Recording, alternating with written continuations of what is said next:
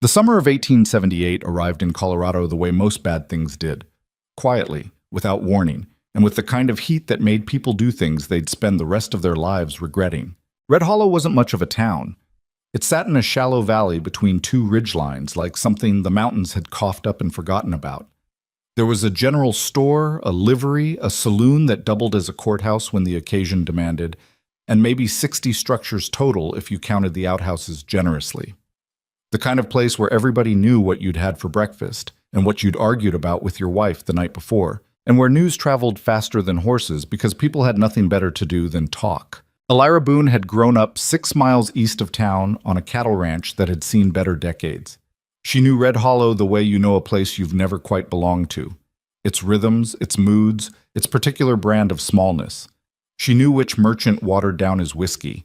She knew which family's dogs bit strangers. She knew the way the dust smelled before a thunderstorm and the way it smelled after.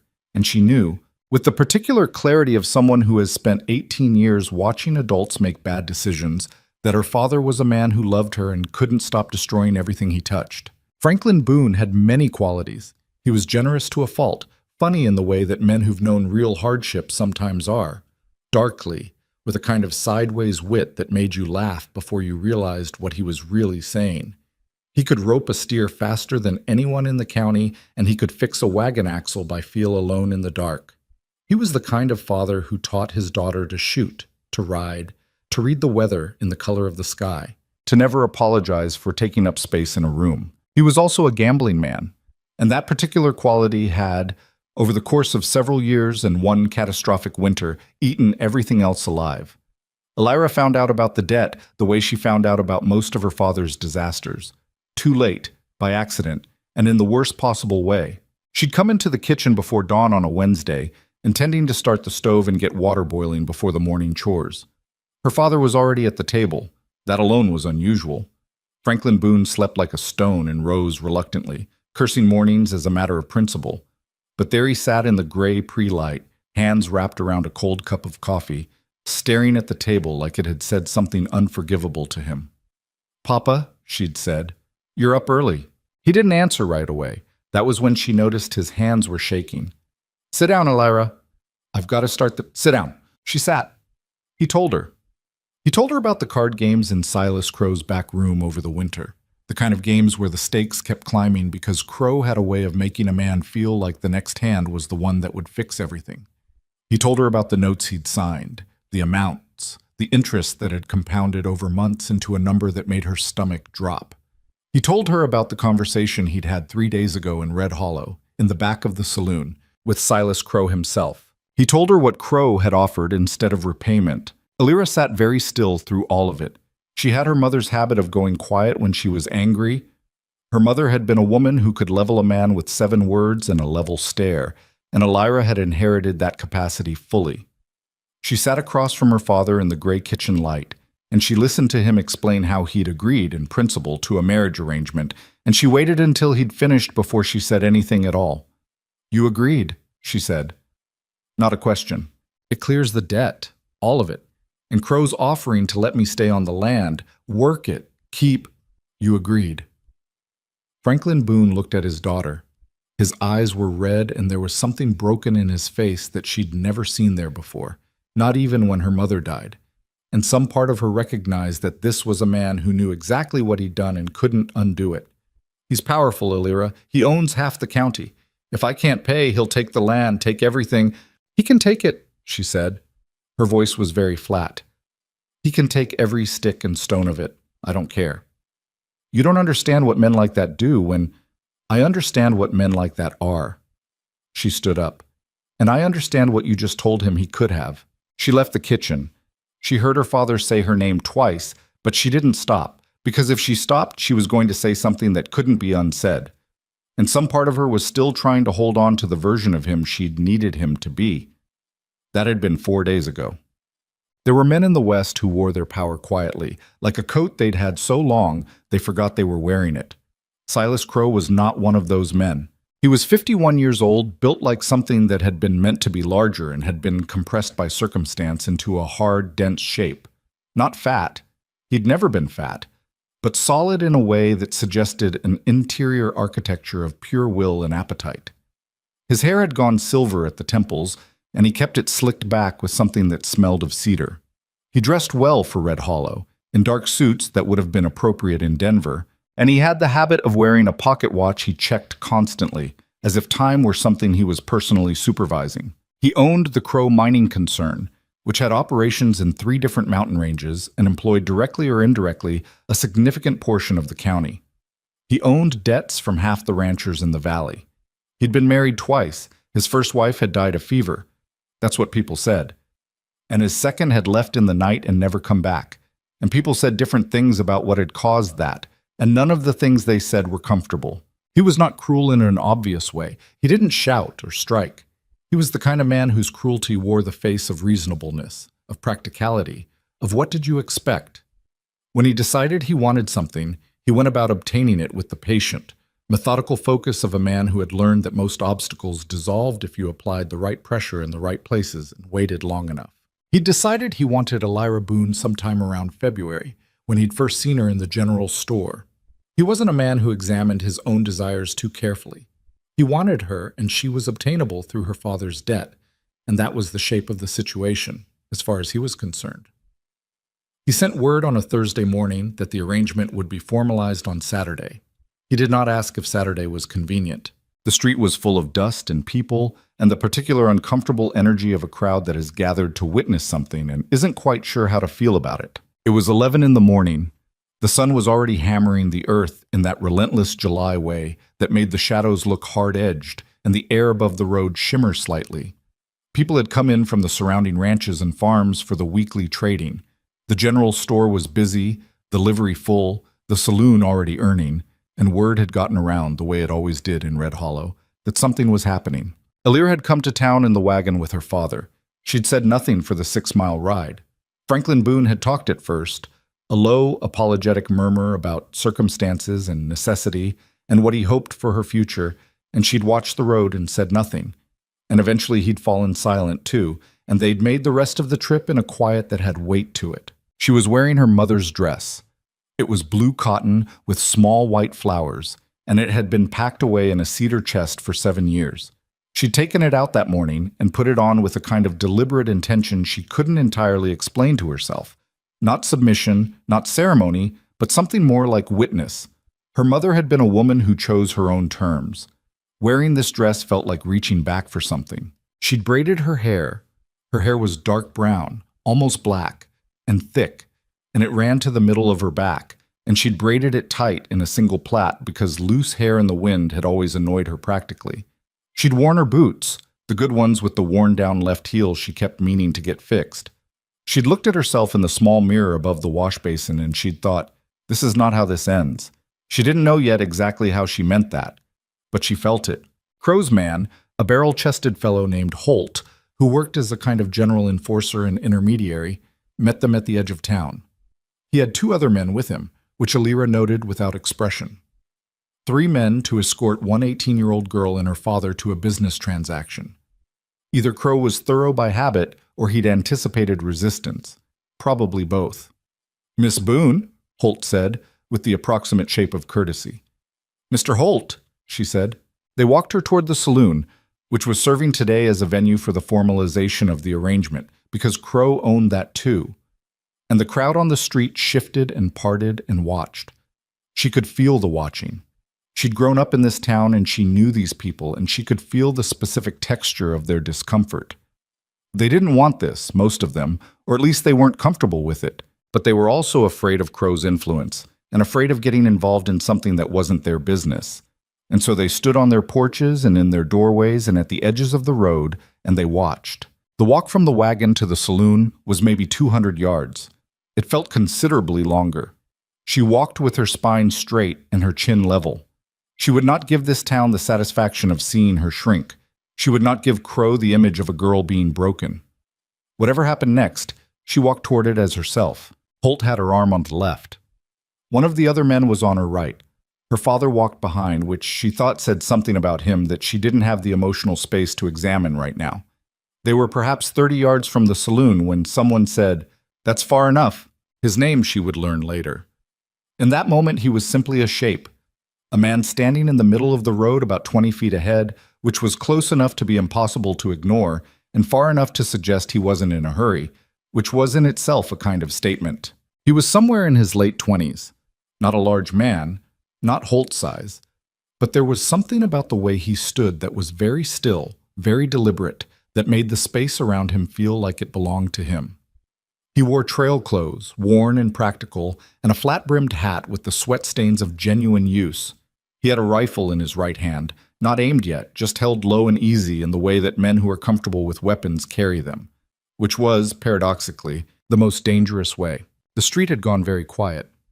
Holt stopped. Elira felt his hand tighten on her arm, and then, interestingly, not loosen. "Step out of the road, cowboy," Holt said. The tone was the particular tone of a man accustomed to being obeyed, applied with controlled force. "This ain't your affair." The man in the road looked at him with dark eyes that carried no particular emotion. "I figure it's become mine," he said. His voice was low and unhurried.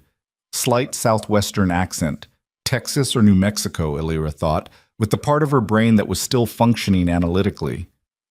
"You know who you're talking to? Who you're talking for?" "I know who I'm looking at," the man said. He glanced, just briefly, just for a moment, at Elira.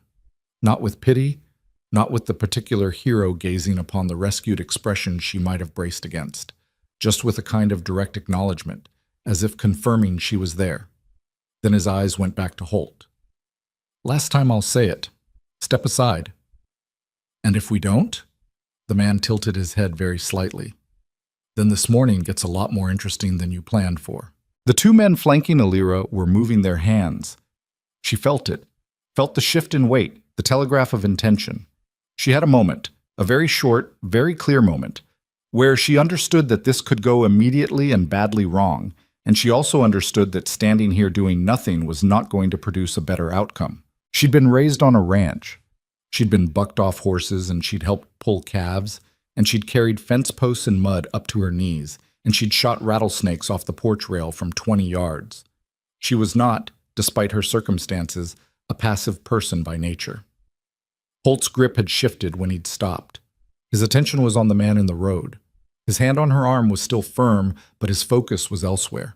She drove her elbow into his ribs, hard, with everything she had. Holt made a sound like a man who has just been hit in the ribs and wasn't expecting it, which is the only sound a man in that situation makes, and his grip broke. What happened in the next few seconds was chaotic in the way that most things involving firearms and surprise people in small spaces are chaotic. The man with the rifle moved, sideways and forward simultaneously in a way that made him a harder target and a closer threat, and the two flanking men hesitated, because hesitation is what happens when your plan encounters something it didn't account for. Holt was still processing having been elbowed by an 18-year-old girl in her mother's dress. "Don't," the man with the rifle said, and his voice had dropped to something very quiet and very serious that cut through the confusion more effectively than shouting would have. He had the rifle up now, not pointed at anyone specifically, but present in a way that demanded accounting. "Don't reach for it. Nobody needs to die today." The crowd had pressed back. People were very still the way people get still when they're calculating distance and cover. The street was the kind of quiet that has a texture to it. Holt straightened up slowly, one hand on his side, his eyes fixed on the man with the rifle, with an expression that was not fear exactly, but was close neighbors with it. "You understand what you're doing," Holt said. "You understand who you're making an enemy of." "I've had enemies," the man said. "Step back from her." A long moment. Long enough that Elira had time to notice the sweat on the back of Holt's neck and the way one of the flanking men was breathing through his mouth. Holt stepped back.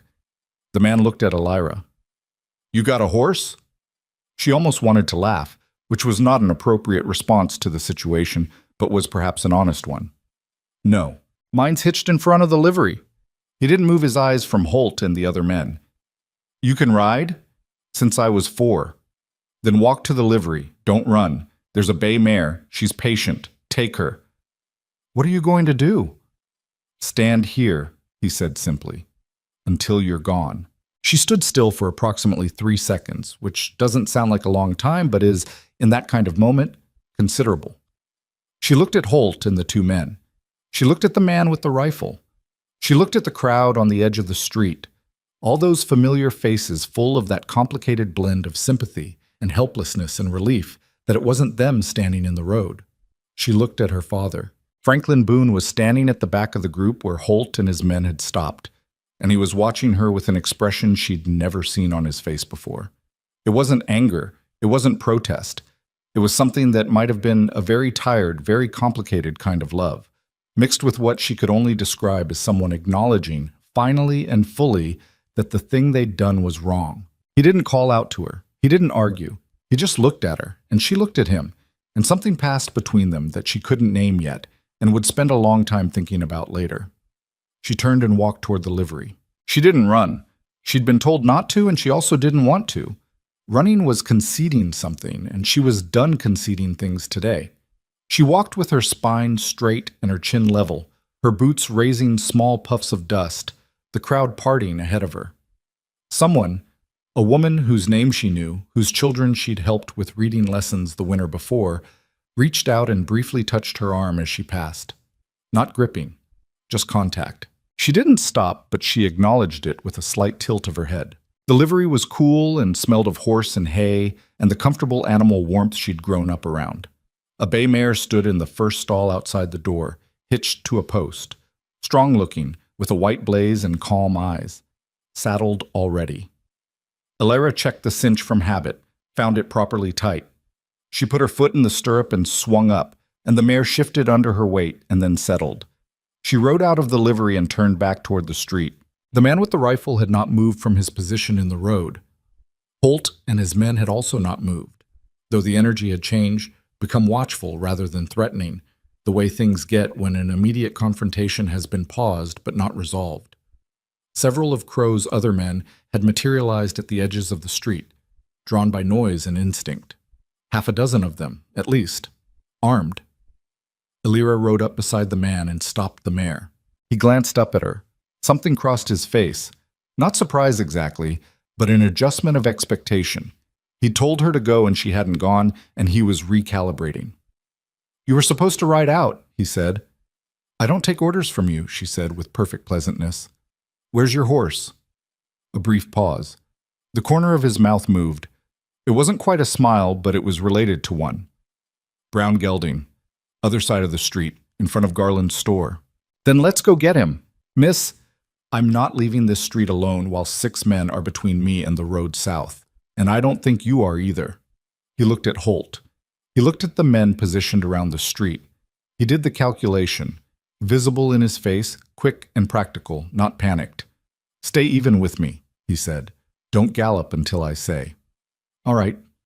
They moved across the street, her on the mare, him walking with the rifle still present and prominent. And the crowd watched, and Holt's men watched, and nobody moved, partly because of the rifle, and partly because of what they were looking at. A young woman on horseback, who held herself like she'd decided something permanent, and a man with steady hands who had inserted himself into a situation that had nothing to do with him and seemed entirely at peace with that choice. He untied the brown gelding and mounted in one motion. The horse was as calm as its rider. "Now," he said quietly. They rode south. Not racing, controlled, purposeful. Behind them, Elira heard shouts, heard Holt's voice rise in anger, heard the general noise of a situation spinning out in directions no one had planned for. She didn't look back. The road south out of Red Hollow ran along the base of the eastern ridge and then curved west toward open grassland.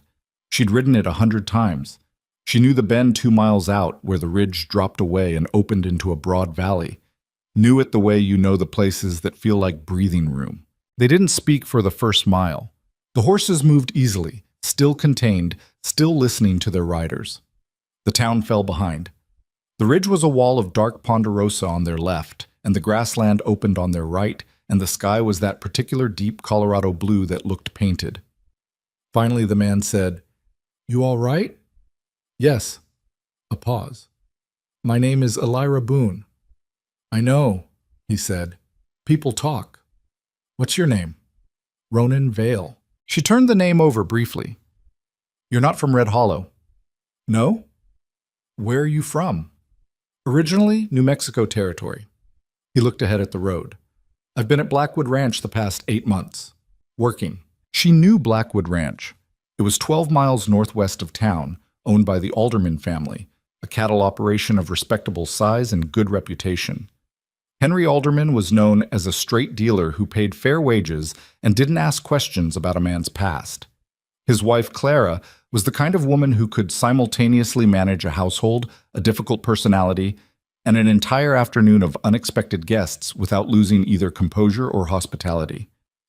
"Why did you do it?" she asked. Ronan Vale considered the question. Not quickly, not with the easy dismissiveness she might have expected. He actually thought about it. "Because nobody else was going to," he said. She looked at him. He was watching the road, hands easy on the reins, and there was nothing theatrical about him at all. He'd done a dramatic thing with the complete absence of drama, and sitting beside him on the road south, she found that considerably more interesting than a speech would have been. "That's not much of an answer," she said. "No," he agreed. "It's not." He paused. "I saw you walk down that street, and I thought, someone ought to have the basic decency to say something." He shrugged, a small motion. "So I said something." The road curved ahead, the valley opened up. The air smelled of sage and something cooler coming off the mountains. "Crow won't let this go," she said. "No. He'll come after us." "Yes." "You knew that before you stepped into the road." Ronan glanced at her then. His eyes were dark brown and direct and carried that quality she was starting to recognize as simply being how he looked at everything. Straight on, without flinching, but without aggression either, just looking at what was there.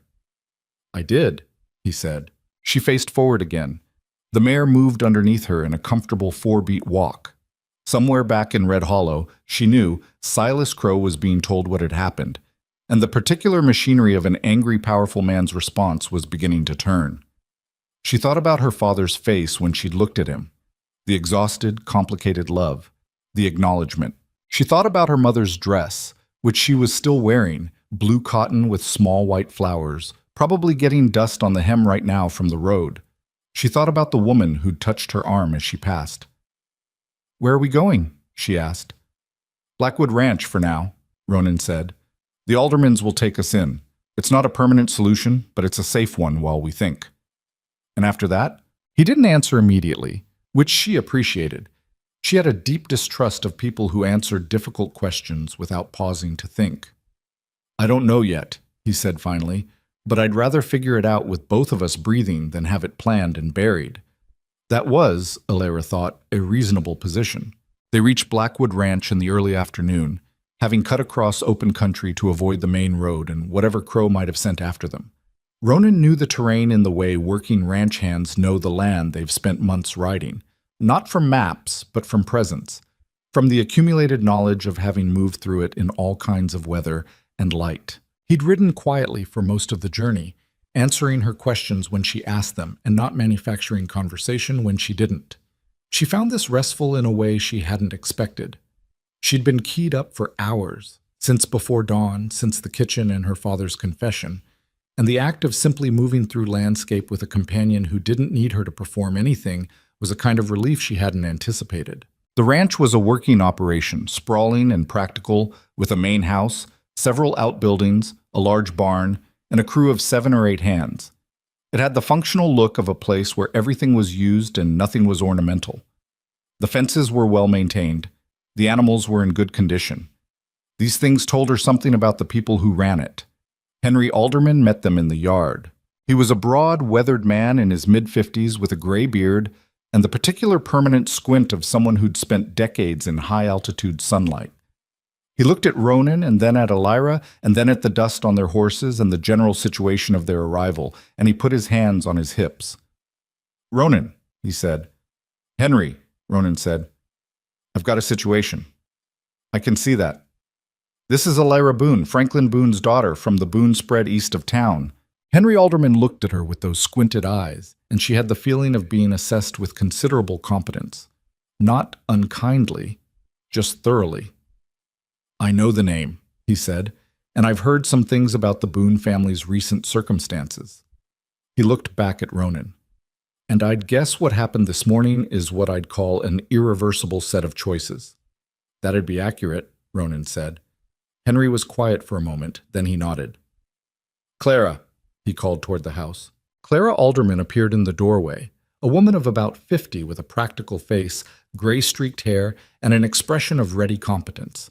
She took in the scene with the speed of someone who'd learned to assess situations quickly. We've got guests, Henry said, for some indeterminate period. Clara looked at Elira and something softened slightly in her practical face. You're hungry, she said. It wasn't a question.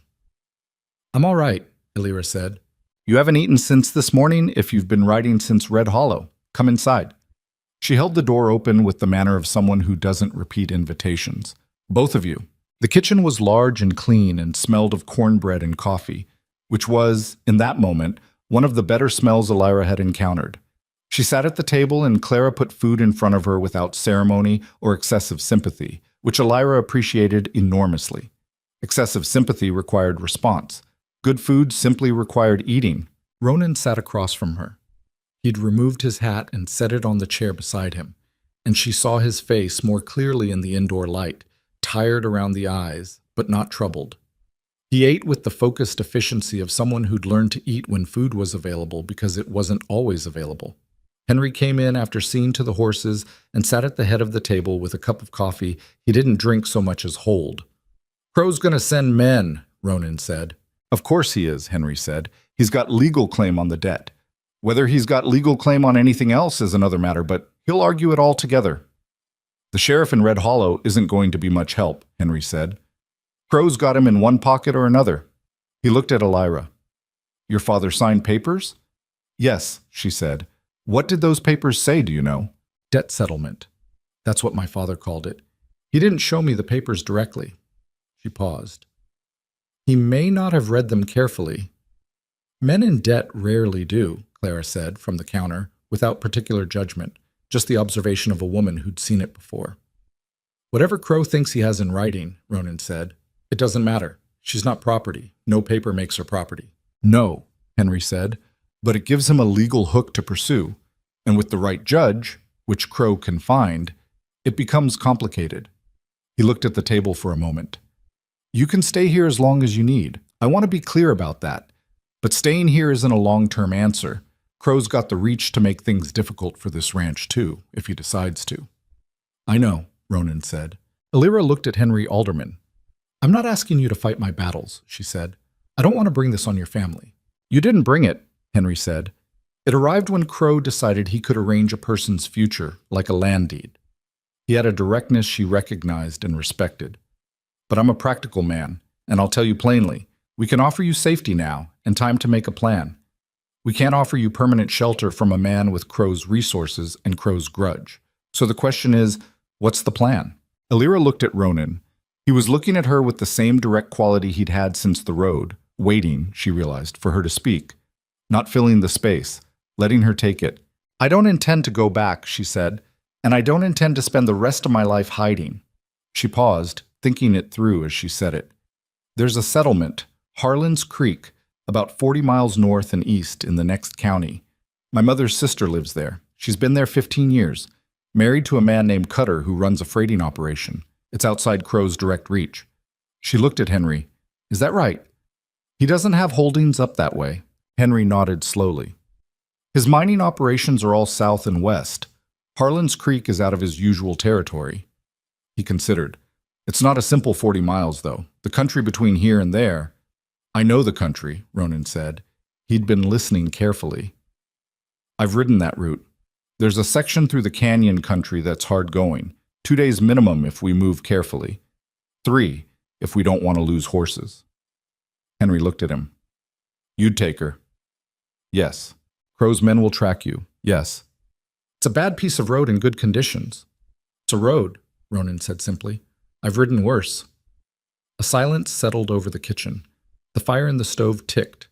Somewhere outside, a horse moved in the corral. Clara set a coffee cup in front of Elira and one in front of Ronan without a word. When? Henry asked. Ronan looked at Elira. Tomorrow morning, she said. Early. She looked down at the blue dress. I'll need different clothes for riding hard, and I'll need a pistol. She met Clara's eyes. If that's possible. Clara studied her. "I think we can manage that," she said, and there was something in her voice that was not quite approval, but was close to it. The recognition, perhaps, of a specific kind of person. Alira didn't sleep well. She'd been given a small room off the main hallway, clean and simply furnished, and she'd lain in the dark and listened to the ranch settle around her. The sounds of a working place at rest, horses and cattle, and the distant creek, and the way the wind moved through the pines on the ridge. Familiar sounds, ranch sounds. She'd grown up with them, and now they were someone else's ranch, and her whole life was sitting somewhere between what it had been and what it was going to be. And she couldn't see the shape of what came next. She thought about her father. She'd been angry with him for months in small, accumulated ways. The way you're angry with someone you love who keeps making the same mistakes, which is a particular exhausting kind of angry. But this morning's anger was different. This was the anger of a line having been crossed, of something having been done that couldn't be undone. And yet, she'd seen his face on the street. She'd seen the thing in his eyes. She didn't forgive him. She wasn't there yet, and she was honest enough with herself to know it. But she thought about him sitting at that kitchen table in the gray pre-light, holding a cold cup of coffee, hands shaking, having spent however many hours sitting alone with what he'd done. She thought about what it was to be a person who loved their child and had failed them in the worst way. And she thought maybe someday she'd be able to look at him again without the anger being the first thing she felt. Someday wasn't tonight. She heard footsteps in the yard well after midnight and went to the window. Ronan was sitting on the fence of the near corral in the dark, smoking. Not restlessly, just sitting, the way some people need to be outside when they can't sleep.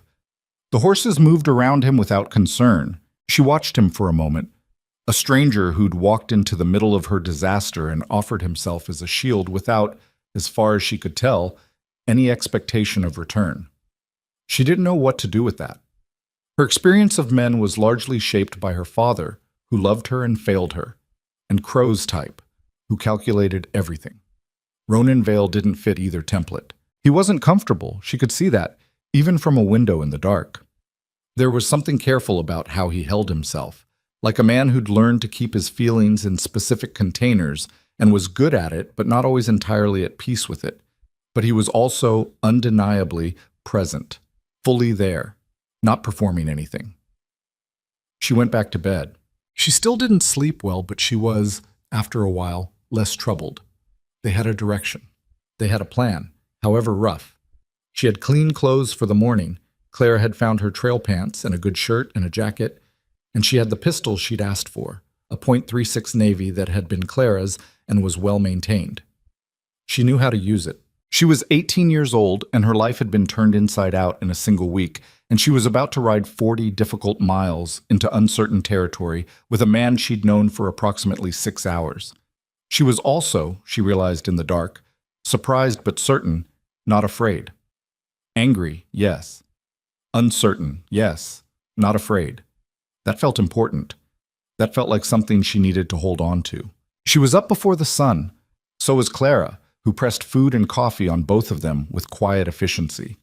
Henry came out to the yard in the early gray to check the horses. He'd arranged a second mount for Alira, a stocky dun mare named Patience, solid and reliable, and to press a folded piece of paper into Ronan's hand. "Route notes," he said. "There's a family named Serrano about 15 miles out in the foothills. They know me. Tell them I sent you. They'll give you water and whatever information they have about the road north." Ronan nodded, pocketed the paper. "I appreciate it, Henry." The older man looked at him for a moment and then extended his hand. Ronan shook it. Henry looked at Alira. "Your mother was a good woman," he said. "People around here knew that. They'll remember it."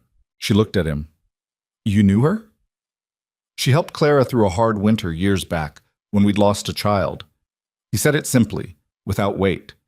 "Just so you know, there are people in this valley who knew who she was." He stepped back. "Ride safe, and ride hard." They rode out in the first gray light, heading north, into country that got rougher and colder the higher they went, into the uncertainty of the miles ahead.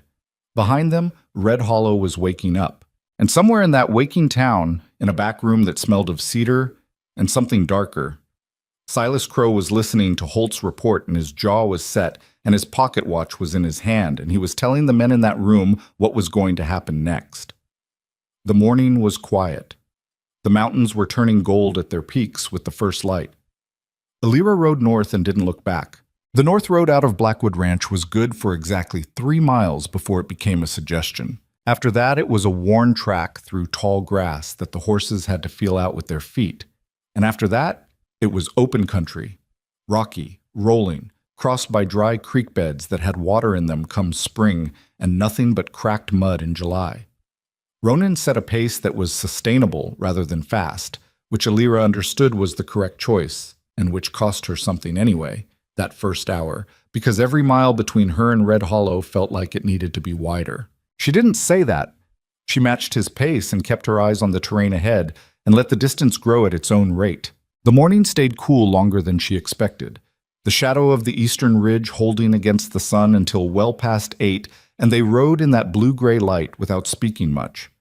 Ronan checked the terrain the way men who've spent years in open country check it. Not anxious, not constant, just a regular sweep of the horizon and the back trail that had become habit. She watched him do it and started doing it herself, which was probably the right instinct. The back trail was empty. That wouldn't last, but it was empty now. "How far to the Serrano place?" she asked, somewhere around the second hour. "Another 8 miles, give or take. We'll be there by midday if the ground stays reasonable." He glanced left toward a line of rock outcroppings that ran parallel to their path. "It doesn't always. You've ridden this before." "Twice. Once in spring, once in fall." He paused. "Never in summer. The water sources are different. My father used to say summer in the high country was either perfect or a disaster." "Your father's not wrong about that one." She registered the careful neutrality with which he said it. Not critical, not generous, just acknowledging the fact of what her father had said. She appreciated that. She wasn't ready for anyone to either defend Franklin Boone or condemn him, and Ronan seemed to understand that without being told. They rode on. The grass thinned and the ground got rockier as they climbed, and the horses picked their way with the careful intelligence of animals that knew their own footing. Patience, the dun mare Henry had given her, turned out to be well named. She moved through uncertain terrain with a methodical steadiness that Alira found herself grateful for. She'd ridden horses her whole life, and she'd ridden some that took your full attention and some that could be trusted to think for themselves, and patience was the second kind, which was what you wanted when you were also trying to watch a horizon and think through what you were riding toward. Around mid-morning, they stopped by a shallow creek that had enough water in it to let the horses drink. Alira swung down and walked to the edge and cupped water in her hands and drank, which tasted like rock and cold and the particular cleanness of the mountain runoff. She straightened up and looked north, where the mountains rose in a long, uneven wall. "The canyon country Henry mentioned," she said. "Where is that?" "Day and a half north, maybe 2. Ronan was checking Patience's left foreleg. She'd stepped slightly wrong on a loose rock a mile back. Nothing serious, but worth watching. "It's not the terrain that's the problem exactly. It's the exposure. Once we're in the canyon, there's one way through and one way back. And if someone gets ahead of us, we're boxed in." "Yes." She looked at the mountains. "Is there another route?"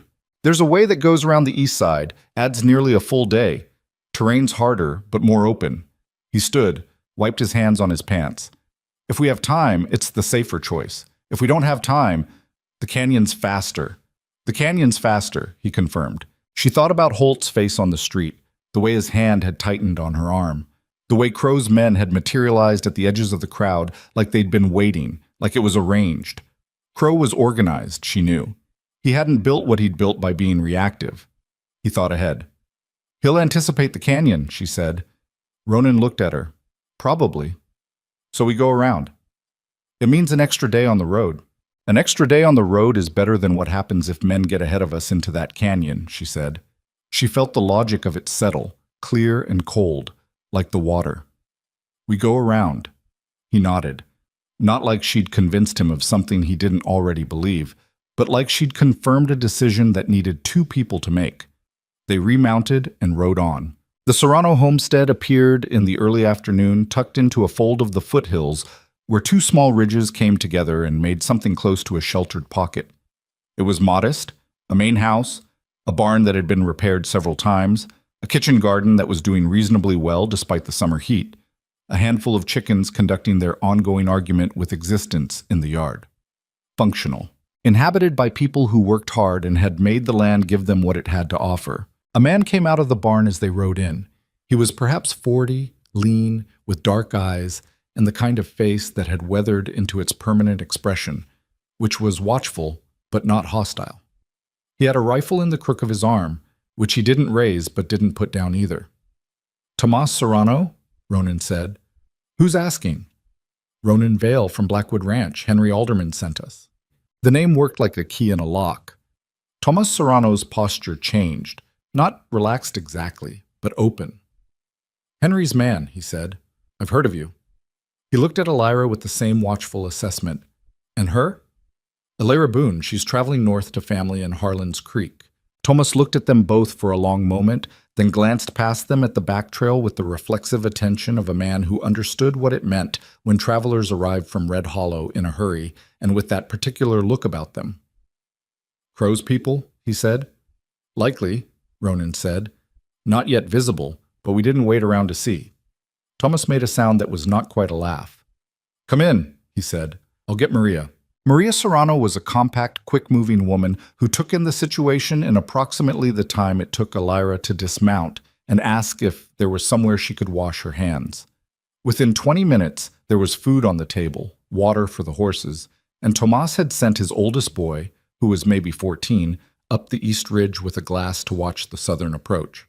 All of this done without drama, without performance, with the efficiency of a family that had dealt with difficult things before and knew the shape of them. They ate. Tomas sat at the table with a cup of coffee and asked careful questions, not prying, but building a picture. How far back were Crow's men? How many likely? What route were they planning? Ronan answered honestly. Elira contributed what she knew about Crow's organizational habits from things she'd heard in Red Hollow, who he trusted, how he generally deployed people when he wanted something recovered. Thomas listened with his elbows on the table and his coffee going cold. "He'll have someone watching the roads," Tomas said when they'd laid it out. "Not just following you, say, watching ahead too. He's done it before when there was a question of miners trying to leave before settling their debts." He looked at Ronan. "You know about the Mesa route? Goes east of the canyon and comes down through the back of Drummond's Valley?" Henry mentioned going around. "I know the general idea. I can give you specific landmarks. It adds time, but it also comes out above the usual approaches, which means anyone waiting at the canyon won't see you coming." He paused. "There's a stretch through some shale country about 20 miles out that's rough on horses. You'll want to walk them through it." "How long is the shale stretch?" 3 miles, maybe a little more." Ronan nodded. "We can manage that."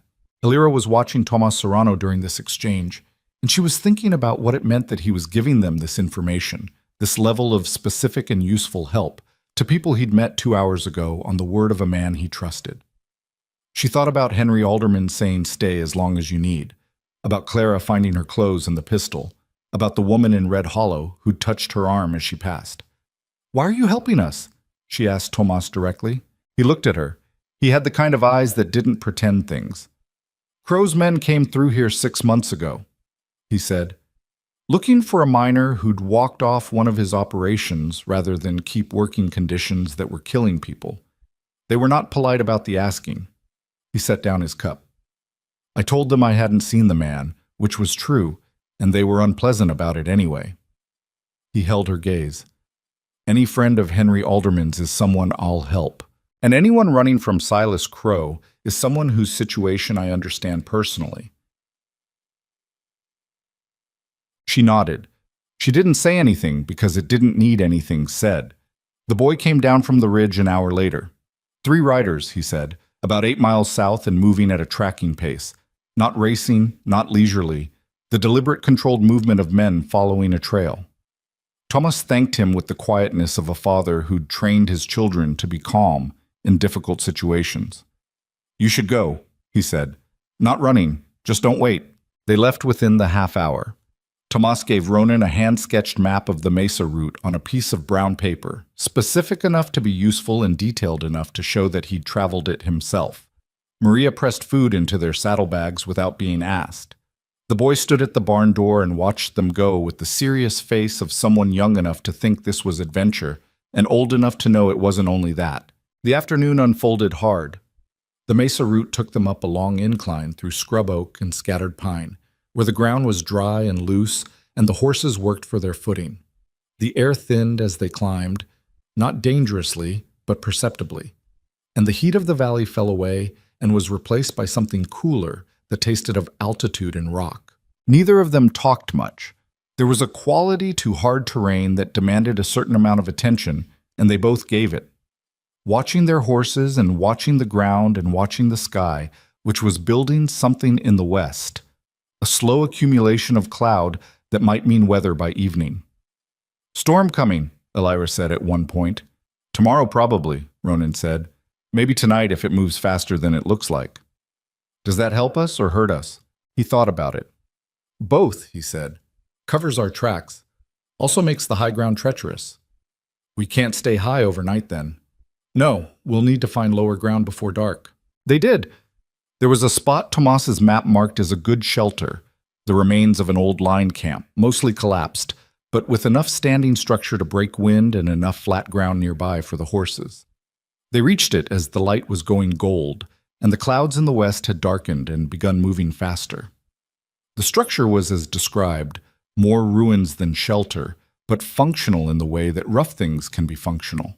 3 walls and part of a 4th, and what remained of a roof on one corner, enough to create a pocket of relative protection. Ronan unsaddled the horses and staked them where they had grass and some cover. Elira gathered what dry wood she could find, not much but enough, and made a small fire in the corner where the walls still stood, keeping it low and sheltered, more for warmth than visibility because the temperature was dropping fast with the coming weather. They ate what Maria had packed, bread, cold meat, dried fruit, and sat on opposite sides of the small fire in a silence that was, Elira thought, different in character from the silence of the road. Less functional, more like 2 people who were in the same space and aware of each other and had run out of immediate practical problems to solve and weren't sure what came next. "Tell me something," she said. Ronan looked at her across the fire. "What kind of something?" "Something true. About yourself." She watched the fire for a moment. "We've been riding together all day, and I know your name and your job and that you're from New Mexico and that you think ahead well enough to be useful in a crisis. I don't know anything else." He was quiet for a moment in the way that she'd started to recognize meant he was actually thinking about what she'd said rather than manufacturing a response. "I had a brother," he said. "Younger. He died when I was 22. Fever. It happened fast the way those things do, and I wasn't there when it happened. I was working a cattle drive 60 miles away, and by the time word reached me, it was already finished." He paused. "I've been moving ever since. Not running from it exactly, just moving seemed easier than staying in places that remembered him." She looked at him. The firelight did something to his face, softened the careful steadiness of it, showed the thing underneath that he kept in its container. "How long ago was that?" she asked. 7 years. That's a long time to be moving." "Yes," he said. He didn't offer anything more, but he'd given her something real, and she understood the value of that. She'd asked for something true, and he'd offered a hard thing rather than an easy one. That said something. "My mother died 4 years ago," she said. "Not sudden. It was slow. 6 months of slow. And the worst part wasn't the end. It was watching my father come apart in those 6 months and not knowing how to help either of them." She looked at the fire. "He and I were closest to her. The 3 of us we functioned. After she was gone, we sort of didn't know how to be around each other without her in the middle. And he started gambling. He always gambled a little. After she died, he did it the way some people drink, not for fun anymore, for somewhere to put the weight." She pulled her jacket tighter because the temperature had dropped another degree and the wind was picking up outside their 3-wall shelter. "I don't excuse it. I just understand the shape of it. That doesn't make it hurt less." The fire made small sounds. The horses shifted and settled outside. "What's your aunt like?" Ronan asked. "The one in Harlan's Creek." Elira's face shifted slightly. Not a full smile, but the shadow of one, which was different from the expression she'd worn for most of the day. "Stubborn," she said. "More stubborn than my mother was, and my mother could hold a position through an earthquake. Her name is Della. She left the valley 15 years ago, when the man she wanted to marry wasn't approved of by my grandfather, And she just went, wrote one letter to say where she was and that she was married and happy, and that grandfather could sit on his own opinion. She paused. I've only met her twice, but she's the only person I know who's built something entirely on her own terms. She sounds like someone worth writing to, Ronan said. Yes, Elira said. She does. The storm arrived around midnight. She heard it come. First the change in wind, then the distant sound that became less distant rapidly, then the first rain hitting what remained of the roof above them in irregular drops that quickly became steady. She'd moved her bedroll into the most sheltered corner and pulled her jacket over herself and was not precisely warm but was not soaked either, which was the achievable standard. She heard Ronan get up once to check the horses. Heard him come back. The rain came harder for a while and then settled into a steady determination that suggested it had made a commitment and intended to honor it. She lay in the dark and listened and thought about Tomas Serrano's oldest boy, watching the southern approach from the ridge with a glass, serious-faced and calm. She thought about the 3 riders Holt had sent, 8 miles back when they'd left, tracking pace, steady. They'd have lost the trail in the rain. They'd have to stop and shelter somewhere themselves, or push through it and risk the horses on wet ground. They'd gained ground tonight. The storm was an inconvenience and also a kind of help, and she recognized that this was how things often worked. The same circumstance that made one thing harder made another thing possible. And she'd need to keep seeing it that way, keep finding what was useful in whatever came at them rather than just what was hard about it. That was something her mother used to say, not in those words, but in the habit of it, in the way she'd move through difficulty, which was not cheerfully and not without complaint, but with a kind of practical forward motion that refused to stop and stare at the obstacle longer than it took to understand its shape. Elira was not her mother. She knew that. She was angrier and less patient and more likely to do something abrupt. But she had that quality of forward motion in her, she thought. She could feel it even now, in the dark, in the rain, in the ruins of a line camp 40 miles from the only life she'd known. She was moving. She was going somewhere. She'd chosen it. That had to count for something. In the morning, the storm had passed and left the world washed and smelling of pine resin and wet earth. And the eastern sky was clear and cold, and the horses were damp but sound, and Ronan had a small fire going by the time she was awake, which was the most practical kindness she could think of. She crouched by the fire with her hands wrapped around a cup of camp coffee, strong and bitter, and exactly right, and looked at the sky and thought about what the day held. How far to the shale section Tomas mentioned? She asked. 6 miles, maybe. We should hit it by mid-morning. He poured himself coffee and sat back on his heels. His hair was slightly damp from checking the horses in the rain, and there was a streak of mud on his left boot. The good news is the rain will have settled the dust. The bad news is wet shale is worse than dry. Then we walk carefully. Yes. And those 3 riders from yesterday? Lost the trail last night, but they know the general direction. They'll reacquire. He looked at the horizon, doing the calculation. We've got today. Maybe part of tomorrow. After that, they'll have figured out we went around the canyon. She thought about the map Tomas had given them. The Mesa route's advantage was position. It came out above the usual approaches, but it was an advantage in space, not necessarily time. We need to keep moving, she said. Yes. She stood, set down the cup, and started breaking down the camp with the efficiency of someone who'd done it before, who knew that the things you attended to first thing in the morning determined what the rest of the day had room to be. Behind them, back down the wet southern slopes, 3 riders were already moving again, following an interrupted trail, patient and methodical, in the way that men who've been paid well and promised more are patient and methodical. And back in Red Hollow, Silas Crow was eating breakfast at his private table in the back room of the saloon and listening to his second report of the morning, and his pocket watch was in his hand, and the face he made when Holt finished talking was not the face of a man who was going to let this go. It was the face of a man who was recalculating. That face was, in its way, more dangerous than anything he'd shown on the street. The shale section arrived exactly where Tomas said it would, a long traverse across a slope where the rock had broken into irregular plates that shifted and grated underfoot and would have been treacherous to ride. They dismounted and led the horses through on foot, picking each step, letting the animals find their own footing and not rushing them.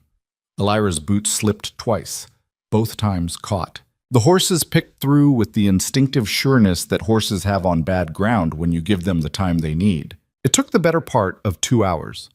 When they cleared the shale and came out onto a long ridge with open country below, she stopped and looked back at what they'd come through and felt something in her chest that was partly simple relief and partly something she'd have a hard time naming: the satisfaction of a hard thing done. The particular solid feeling of having moved through something that didn't have a shortcut. "That's the worst of it," Ronan said, coming up beside her. "Of the terrain, you mean?" He looked at her. A pause. "Yes," he said. "Of the terrain." She understood what he wasn't saying, which was that the terrain was not actually the worst of what was still ahead of them. She looked north, where the ridgelines rolled away in long folds toward the distance, and somewhere in that distance was Harlan's Creek and Della Cutter, and a life she was going to have to build from whatever she could carry with her. She was carrying herself. She was carrying what her mother had taught her. She was carrying a pistol and a borrowed horse and a braid that needed redoing, and a heart that was still deciding exactly how much it had to be angry about before it could start letting anything else in. "All right," she said, "let's keep going." They mounted and rode north into the open country, into the second day, carrying the morning behind them like something that had already shaped them both in ways they wouldn't fully understand until later. The second day opened clear and cold, the kind of morning that makes the world look sharp-edged and permanent, like everything has been cut from stone.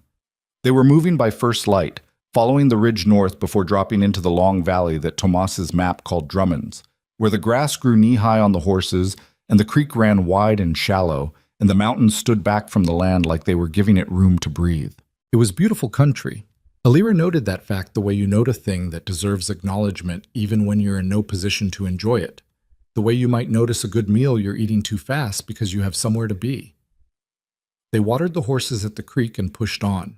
By mid-morning, the valley had narrowed and the walls on either side had come up higher, not yet canyon country, but moving toward it, and the trail they were following, more of a game track than anything else, widened slightly by occasional use, had gotten rockier underfoot.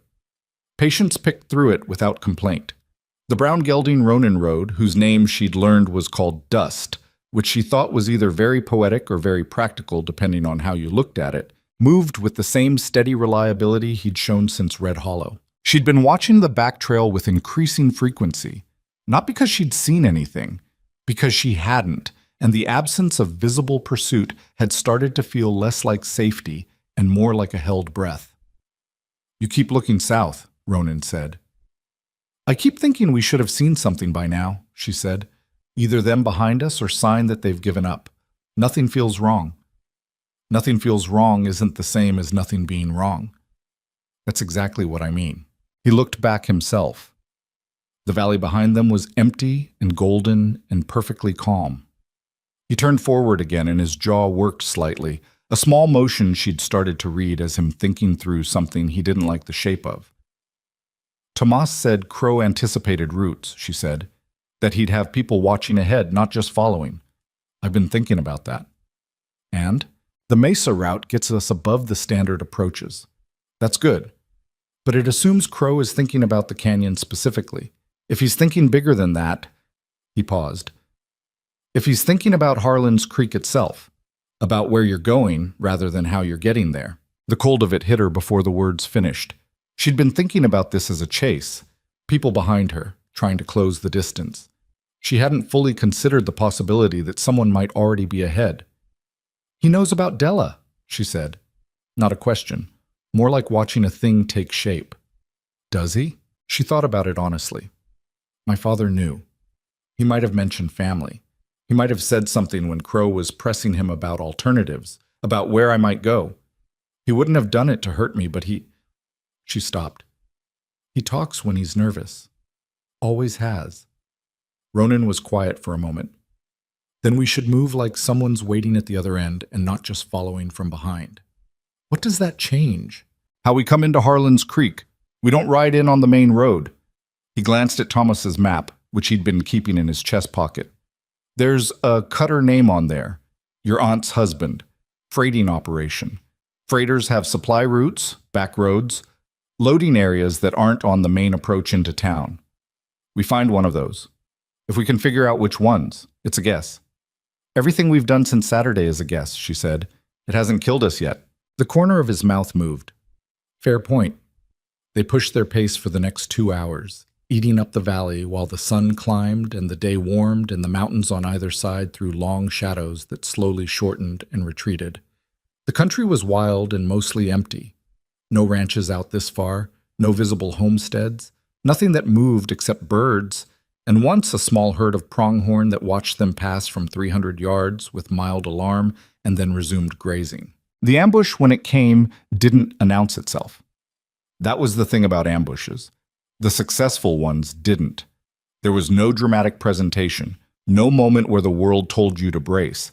One moment, the trail ahead was empty where it curved around a low outcropping of red rock, and the next moment there were 2 men on horseback sitting in the middle of it, and a third man visible on the rocks above to the left, and the arithmetic of the situation was immediately and brutally clear. Alira felt everything happen at once. Patience shine sideways. Ronan's arm coming across in front of her by reflex, both of them pulling up hard, the horses dancing under the sudden stop. The 2 men on the trail were armed and not pointing yet, but the potential was fully present. The man on the rocks above had a rifle across his knees. The whole thing had the arranged quality of people who'd been waiting for a while and were satisfied that the waiting was over. The larger of the 2 men on the trail was one she didn't recognize, not Holt, not any of Crow's usual faces from Red Hollow. Hired from somewhere else, she thought. Crow had reach beyond the county. Vale, the man said, knowing Ronan's name already. And Miss Boone, you've made this considerably harder than it needed to be. Ronan hadn't moved. Both his hands were visible, easy on the reins, which was either genuine calm or the performance of it. She couldn't entirely tell and suspected the line between those things in him was thin. What's your name? Ronan said. Doesn't matter. Humor me. The man looked at him with the flat assessment of a professional. Garrett, he said. I work for Mr. Crow. You've probably figured that part out. How'd you get ahead of us? Garrett's expression didn't change. Didn't follow you, came north by the main road and cut in from the east. A brief pause that was as close to satisfaction as his face seemed to get.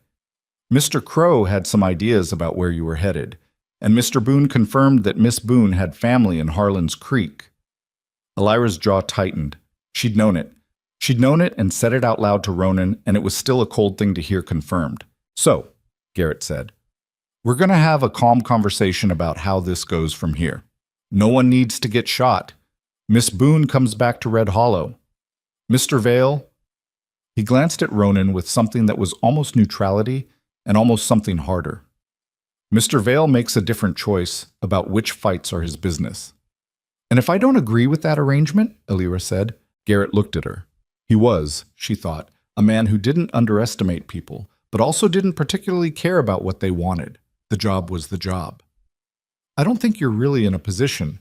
The man on the rocks, Ronan said, and his voice had dropped to something so quiet she almost missed the change, has been shifting his weight for the last 90 seconds.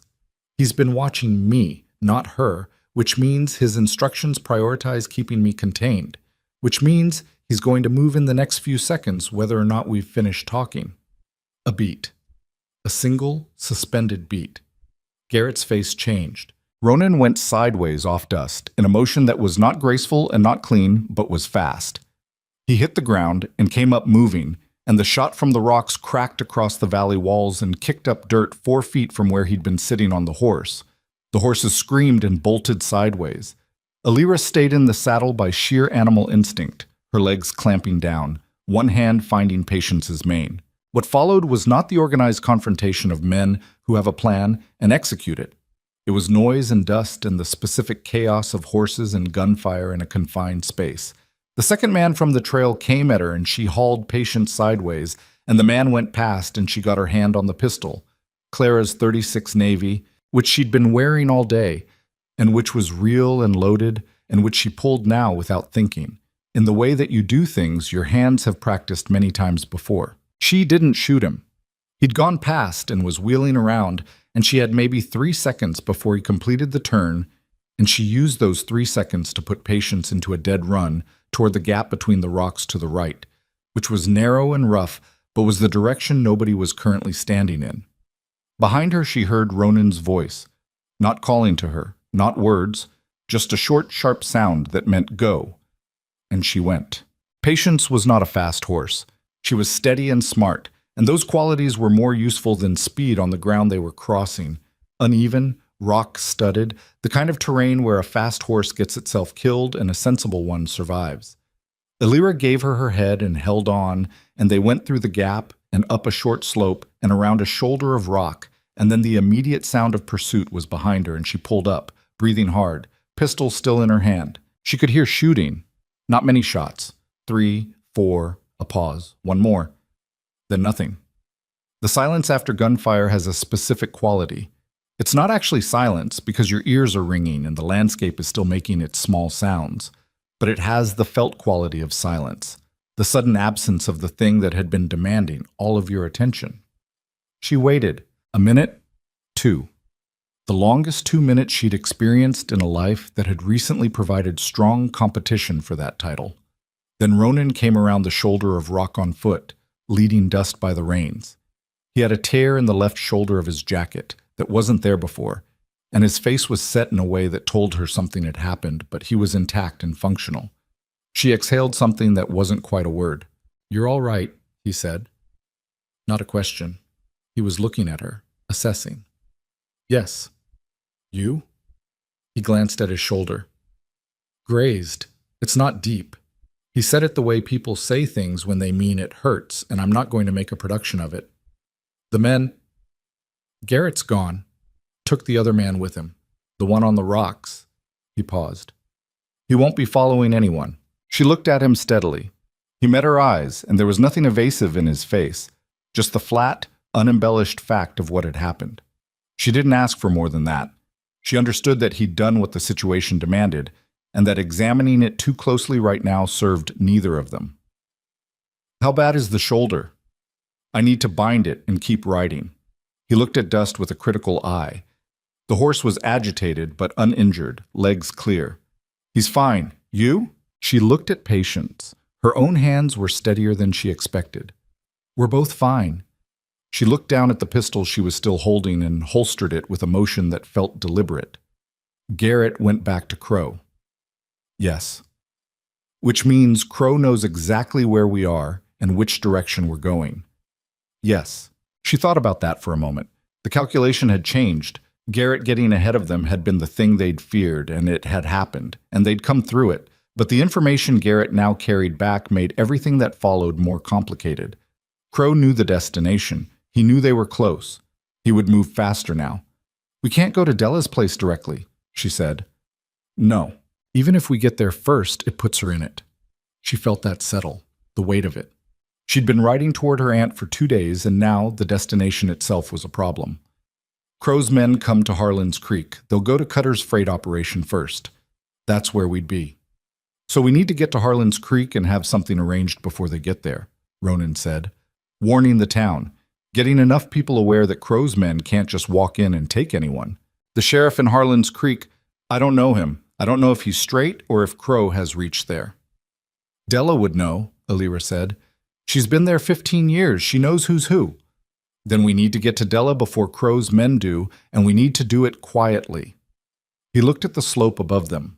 "There's a way to come into the valley from the North Ridge instead of the main road. It'll take most of what's left of today, and we'll be riding in the dark for the last stretch.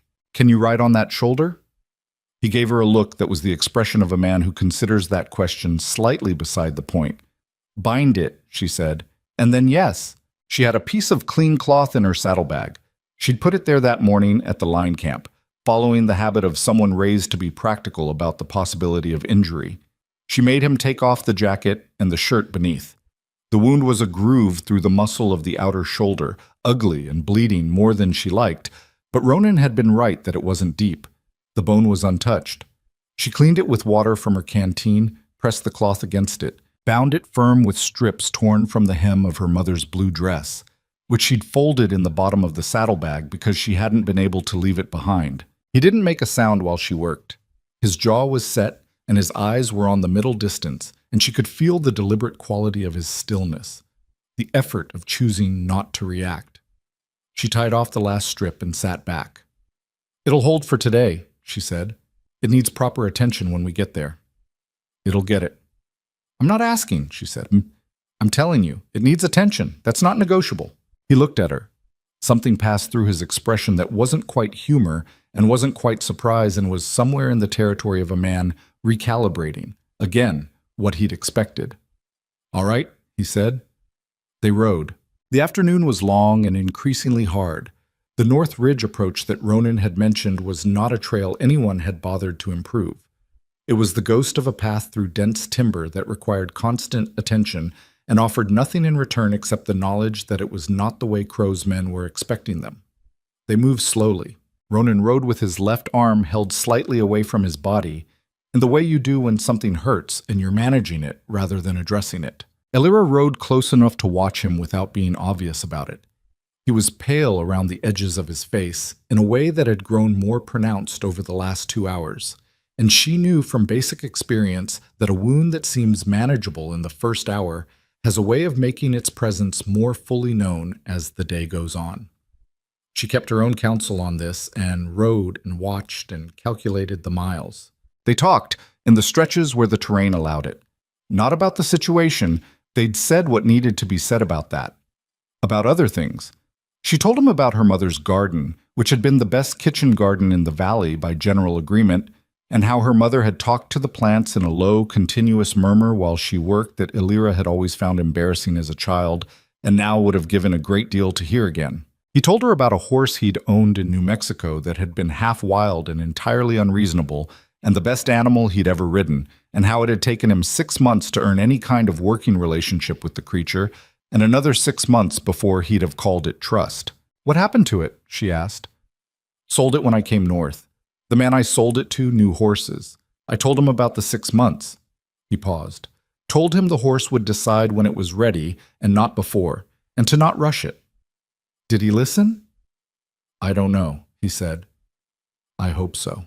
The sky went orange and then red and then the long blue of early evening, and the timber around them began to thin, and below them, dropping away in a long slope of open grassland, she saw the lights of Harlan's Creek, scattered, warm, the particular constellation of a small town at the end of its working day. She stopped Patience and looked at it for a long moment. She'd been moving toward this for 2 days. The act of seeing it made it real in a different way than it had been while it was still a direction and a plan. It was an actual place. It had actual people in it, including one person who'd built her life on her own terms and might, Elira thought, know what to say to a woman who was trying to figure out how to do the same. Which side do Cutter's freight buildings sit on? Ronan asked. She pulled herself back to the practical. West side of town, I think. My mother mentioned it once. She said Della wrote that her husband ran his operation from the west end, where the wagon road came in from the hills. Then we go east first, come around and approach from the north. He looked at the shoulder of hill that curved toward the town's far side. Quieter. They went east and then north and came into Harlan's Creek from a direction that no one watching the main approaches would have been covering, moving through the back streets of the town's edge, a lumber yard, a tannery that smelled like itself from 2 blocks away, a row of modest houses with their windows lit against the dark. The town was not large. It was the right size for a freighting hub, for a place that existed because of its position on a route rather than because of anything intrinsic to the land itself. Elira had the address from a letter her mother had kept. She'd memorized it 3 years ago without quite knowing why. Some instinct about the usefulness of knowing where Della was. She guided them through the back streets by the memory of a hand-drawn map her mother had made from Della's description, which was imprecise but gave enough landmarks. The big cottonwood at the north end of Maine, the building with the red-painted roof that served as the freight office, the house behind it with the kitchen garden on the east side. The kitchen garden was still there, even in the dark. She could see the shapes of it, the organized rows, the bean poles, the careful use of limited space. Something about it made her throat tighten in a way she hadn't expected. She dismounted at the back fence. Ronan did the same, more slowly than earlier, and she noted it and said nothing. She went to the back door and knocked, a long moment. Then the sound of movement inside. Quick, purposeful footsteps, the kind made by someone who moves with intention. A light appeared at the small window beside the door. A pause while whoever was inside assessed the situation with the caution of a woman who'd learned to be careful before opening doors after dark. Then the door opened. Della Cutter was 53 years old and had her sister's eyes, which were Alira's mother's eyes, which Alira had spent her whole life seeing only in a mirror, and which now confronted her in the face of a stranger who was not a stranger, and the force of that was larger than she'd prepared for. Della looked at her. Her expression moved through several things rapidly. Recognition, not of Alira specifically, but of the bloodline, the resemblance. Then something else. Something that settled. "You're Ruth's girl," she said. "Yes," Alira said. Her voice came out level. She was proud of that. Della looked past her at Ronan, who was standing at the fence in the dark with one hand on the gatepost in a way that was either relaxed or using the post for support. Possibly both. "He needs to come inside," Alira said. "He's been shot." "I can see that," Della said. She pushed the door wider. "Both of you, come in. Don't stand there advertising yourselves." The kitchen was warm and smelled of the same things kitchens always smell of when people actually use them. And Alira stepped across the threshold into it and felt not safe, because the situation wasn't safe, and she was clear-eyed enough to know it, but something adjacent. Something that was the feeling of having arrived at the next thing. Whatever the next thing was going to be. Della was already moving, calling for her husband, pulling a chair out from the table, going for the shelf where she kept her medical supplies, with the focused efficiency of a woman who'd been dealing with practical emergencies for decades and found them manageable. A man came in from the front room. James Cutter, tall and bearded and in his late 50s, wearing the look of someone pulled from the edge of sleep.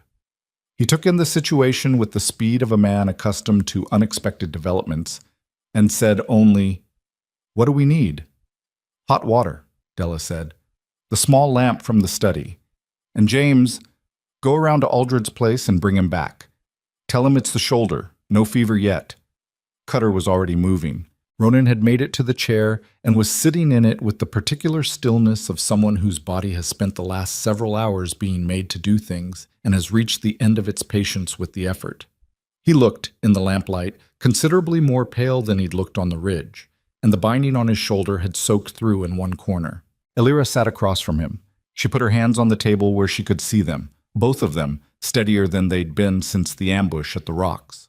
And she looked at the man across from her who had walked into the middle of Red Hollow's main street with a rifle and changed the shape of her life. And she thought about what it was that he'd said when she'd asked him why. Because nobody else was going to. He looked back at her. His eyes were tired and direct, and in them she saw the thing she'd been seeing since Saturday. That quality of simply looking at what was there. Not at what he wanted it to be. Not at what was easier to see. At the actual thing in front of him. "We made it," she said. He considered this. "Part of the way," he said. "Yes," she agreed. "Part of the way." Della set a bowl of water on the table and began unwinding the strips of blue cotton from his shoulder with quick, practiced hands. She looked at Alira over Ronan's head, a look that contained several things, including, Alira thought, a question that Della was smart enough to know wasn't the right moment to ask. Outside the window, Harlan's Creek was quiet. The lights of the main street were visible from here. Orange and steady, the ordinary illumination of a small town's ordinary night. Somewhere south of those lights, on a road that covered the distance faster on a horse ridden hard, Garrett was riding back to Silas Crow with a report that would change the shape of what came next. And in a back room that smelled of cedar and calculation, a man was going to listen to that report with his pocket watch in his hand, and he was going to stop thinking about this as a matter of debt and inconvenience, and start thinking about it as something personal. That was the shift. That was the thing that made what was coming different from what had already come. But that was still south of here, and right now there was lamplight, and a woman with her mother's eyes who moved through emergencies like she'd been built for them. And Alira Boone was sitting at a kitchen table in the town she'd been riding toward for 2 days, and her hands were steady, and she was breathing. That was enough for this particular moment. The doctor Della had sent for, a man named Aldred, small and precise and smelling faintly of tobacco, arrived within 20 minutes and examined Ronan's shoulder with the focused attention of someone who'd seen worse and was not distressed by what he was looking at. "Clean enough," he said. "Whoever bound this knew what they were doing." He glanced at Alira briefly. "Needs stitching. He'll have full use of it if he doesn't do anything stupid with it for 2 weeks. Define stupid, Ronan said. Getting shot again would qualify, Aldred said without looking up from his work. Beyond that, use your judgment. Ronan looked at the ceiling while Aldred worked and didn't make a sound, which Elira thought was either impressive willpower or the product of having been in enough painful situations that he'd made a private accommodation with pain somewhere along the way. She sat across the table and watched, and let herself be still for the first time in 2 days, which her body received with the grateful heaviness of something that had been running on obligation and was only now remembering it was tired. Della sat beside her, not hovering, just present. She'd put coffee on the stove and a plate of food on the table that neither of them had touched yet, and she was watching Elira with those eyes that were her mother's eyes, and the quiet between them was not uncomfortable. It was the quiet of two people who have a great deal to say to each other and understand that this particular moment is not the right one. James Cutter came back from wherever he'd been during the medical business and sat at the far end of the table with the contained calm of a man who ran a freighting operation and had therefore dealt with enough unexpected complications to have developed a general policy of addressing them methodically rather than dramatically. "Tell me what we're working with," he said. He looked at Elira. "All of it. I need to understand the full shape of the thing." She told him. She went through it from the kitchen table Wednesday morning to the back door of his house tonight, and she was direct and complete and didn't soften the parts about her father or the parts about the ambush in the valley or the parts about what Garrett had now carried back to Crow. Cutter listened the way experienced people listen, without interrupting, without reassuring gestures, with the steady attention of someone building a picture. When she finished, he was quiet for a moment, turning a coffee cup in his hands. "Crow's reached this far before," he said. "Not personally, but his money has. There's a timber operation 40 miles south of here that he has holdings in, which means he has some contacts in the county." He looked at Ronan, who was sitting still while Aldred finished. "The sheriff here, man named Purcell. He's straight. I've known him 12 years. Crow doesn't have him." "You're certain," Ronan said. "As certain as I am about anything involving human beings, which means mostly certain with the understanding that I've been wrong before." He set the cup down. "But I've watched Purcell work. He's an honest man who takes the law at its word, which means he needs to see something he can act on. Someone telling him Crow is coming isn't enough. He'll need to see it arrive." "What happens when it does arrive?" Elira asked. "What happens is I've spent 12 years building relationships in this town, and Crow has spent 0. Cutter looked at her steadily. "He has money and reach, but not presence here. That matters. People defend what's theirs, and this community is mine and Della's, and if Crow's men come into it with the intention of taking someone out by force—" He paused. "That's not an abstraction. That's a direct threat to every person in this valley who's built something they don't want someone else to walk in and take." Della put her hand briefly on Elira's arm. Not holding, just contact, the same as the woman in Red Hollow Street. That specific human gesture of acknowledging that someone is there. "He's not wrong," she said. "This is a town that is held against harder things than one man's wounded pride." "It's not just pride," Elira said. "It's about what he can't allow to exist. If I walk away and build something, and it's visible, and it's mine, it means the papers he made my father sign didn't mean what he intended them to mean. A man like Crow can't let that stand." Cutter nodded slowly. "Then we need to be ready before he decides to make his argument in person." Aldred finished with Ronan's shoulder, wrapped it properly, gave him instructions he accepted without comment, and Elira committed to memory on the understanding that Ronan's relationship with following medical advice was probably inconsistent. Aldred packed his bag and paused at the door. "I don't know what's coming," he said, with the directness of a man who's decided the situation warrants it, "but I've got a rifle and I know how to use it. You need a doctor on hand when things happen. People tend to need one. I'll make myself available."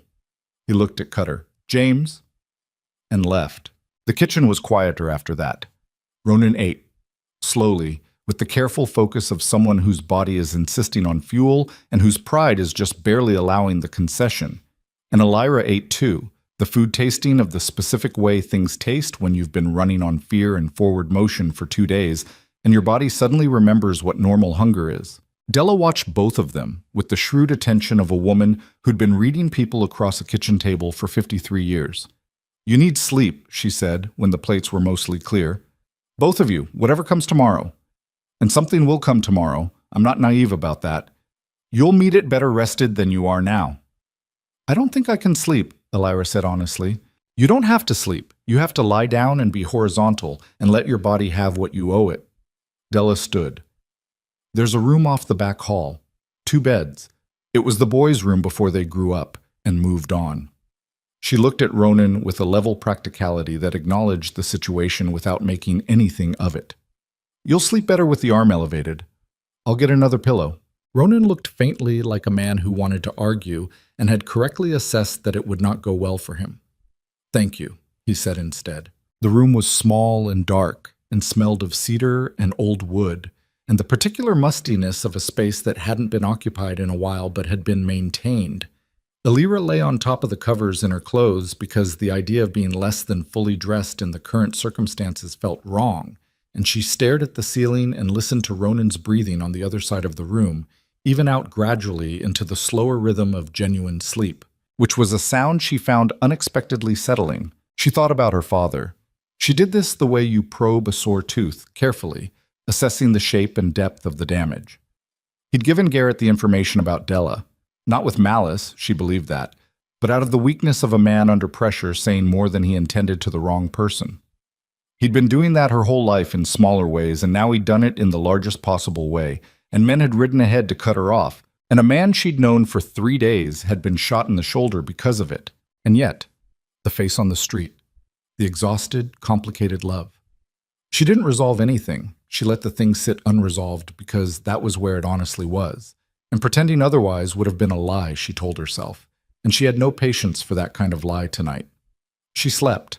She didn't know exactly when it happened, but it did. In the morning, Harlan's Creek was busy with its ordinary life. The freight wagons moving on the western road, the smell of cook fires, the sound of a town conducting itself. And Cutter had been up for 2 hours already by the time Elira came into the kitchen.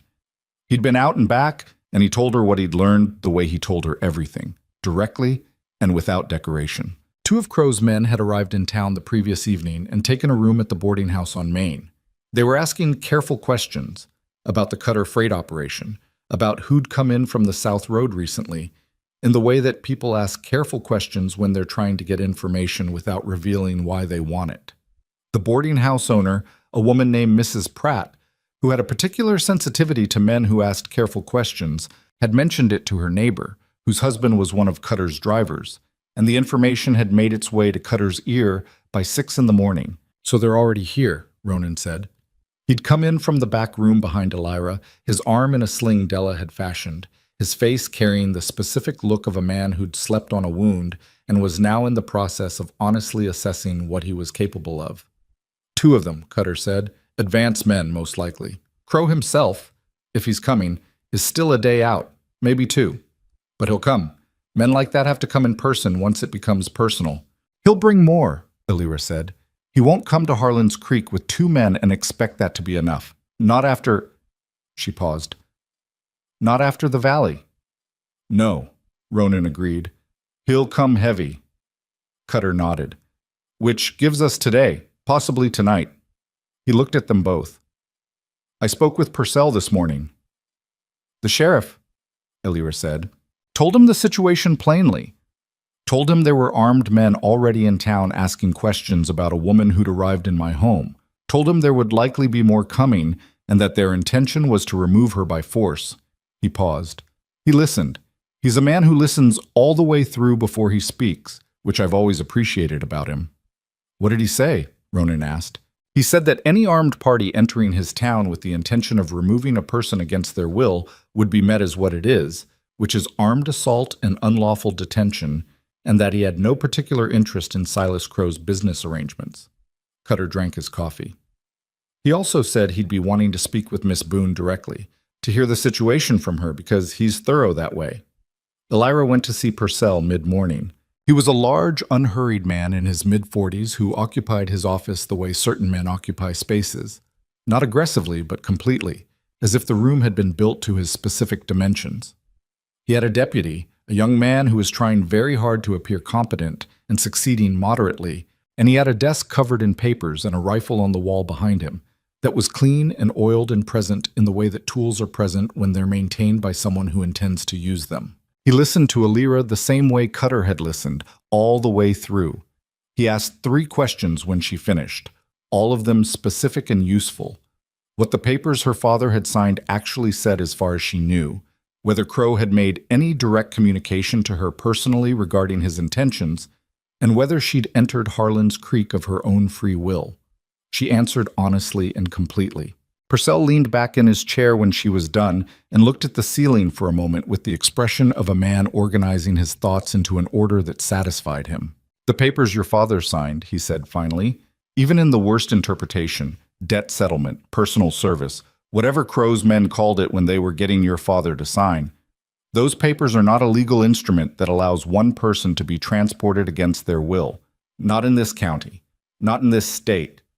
He looked at her directly. "You're a person, Miss Boone, not a parcel." "Crow operates as if that distinction is negotiable," she said. "He operates that way in places where the law is either bought or frightened." Purcell's voice carried no heat, just the flat certainty of a man stating a working principle. "He's not in those places now." When she left his office, she stood for a moment on the boardwalk outside and let the morning sun fall on her face and breathed the air of the town, which smelled of dust and horses and wood smoke and the ordinary working life of ordinary people. And she felt something in her chest that was a complicated mixture of things, but had, underneath all of it, the solid, specific quality of ground that would hold weight. The 2 advance men were still at the boarding house. They hadn't moved on Cutter's place yet, which meant they were waiting for something, either orders or reinforcements, probably reinforcements. That was Crow's way, Alira thought. Don't move until the numbers said you could win. He wasn't a man who took chances on uncertain outcomes. She went back to the house and found Ronan in the yard with Cutter, talking to 2 of Cutter's drivers, men in their 30s and 40s who had the weathered, practical look of people who worked with their hands in all kinds of weather and conditions. They were listening to Ronan with the attention of men who are assessing whether the person talking to them knows what they're talking about, and their body language told her they'd concluded that he did. "How many men can Cutter get together who know how to handle a firearm?" she asked, coming up beside them. Ronan looked at her. Cutter answered, "In the next few hours, 8, maybe 10, not counting the drivers. Men I'd trust to hold their heads in a difficult situation." He glanced at Ronan. "More if we have until tomorrow." "Purcell's on our side," she said. "Solidly. He'll act if Crow's men make an unlawful move." She paused, working it through. "The problem is that Crow may bring enough men that even with Purcell's backing, the situation gets chaotic. And in chaos," she thought about the canyon valley, about shots in a confined space, about Ronan going sideways off his horse. "People get hurt." "What are you thinking?" Ronan asked. "I'm thinking Crow's strength has always been that people deal with him in isolation. One rancher, one debt, one arrangement at a time. Nobody sees the whole picture because they're all just dealing with their own piece of it." She looked at Cutter. "But if every person Crow's ever pressured in this county could see the same thing at the same time—" "You're talking about making it public," Cutter said. "I'm talking about making it impossible to contain. He can manage a debt dispute behind closed doors. He can't manage a public confrontation in front of an entire community that's already decided what it thinks." She looked at them both. "He's coming here because he thinks he can come to a strange town and take what he wants by the same methods that worked in Red Hollow. He doesn't know this town." Cutter was quiet for a moment. Then, "There's a man in Harlan's Creek named Stowell. Used to range manage for an operation in the Southern Valley, gave it up when Crow bought the land and changed the terms. He knows people, ranchers, freighters, settlers from 3 counties. He met Alira's eyes. "If I explain the situation, he'll talk to people. And people out here don't like being told that someone's going to ride into their town and do as they please." "How long do we have?" Ronan asked.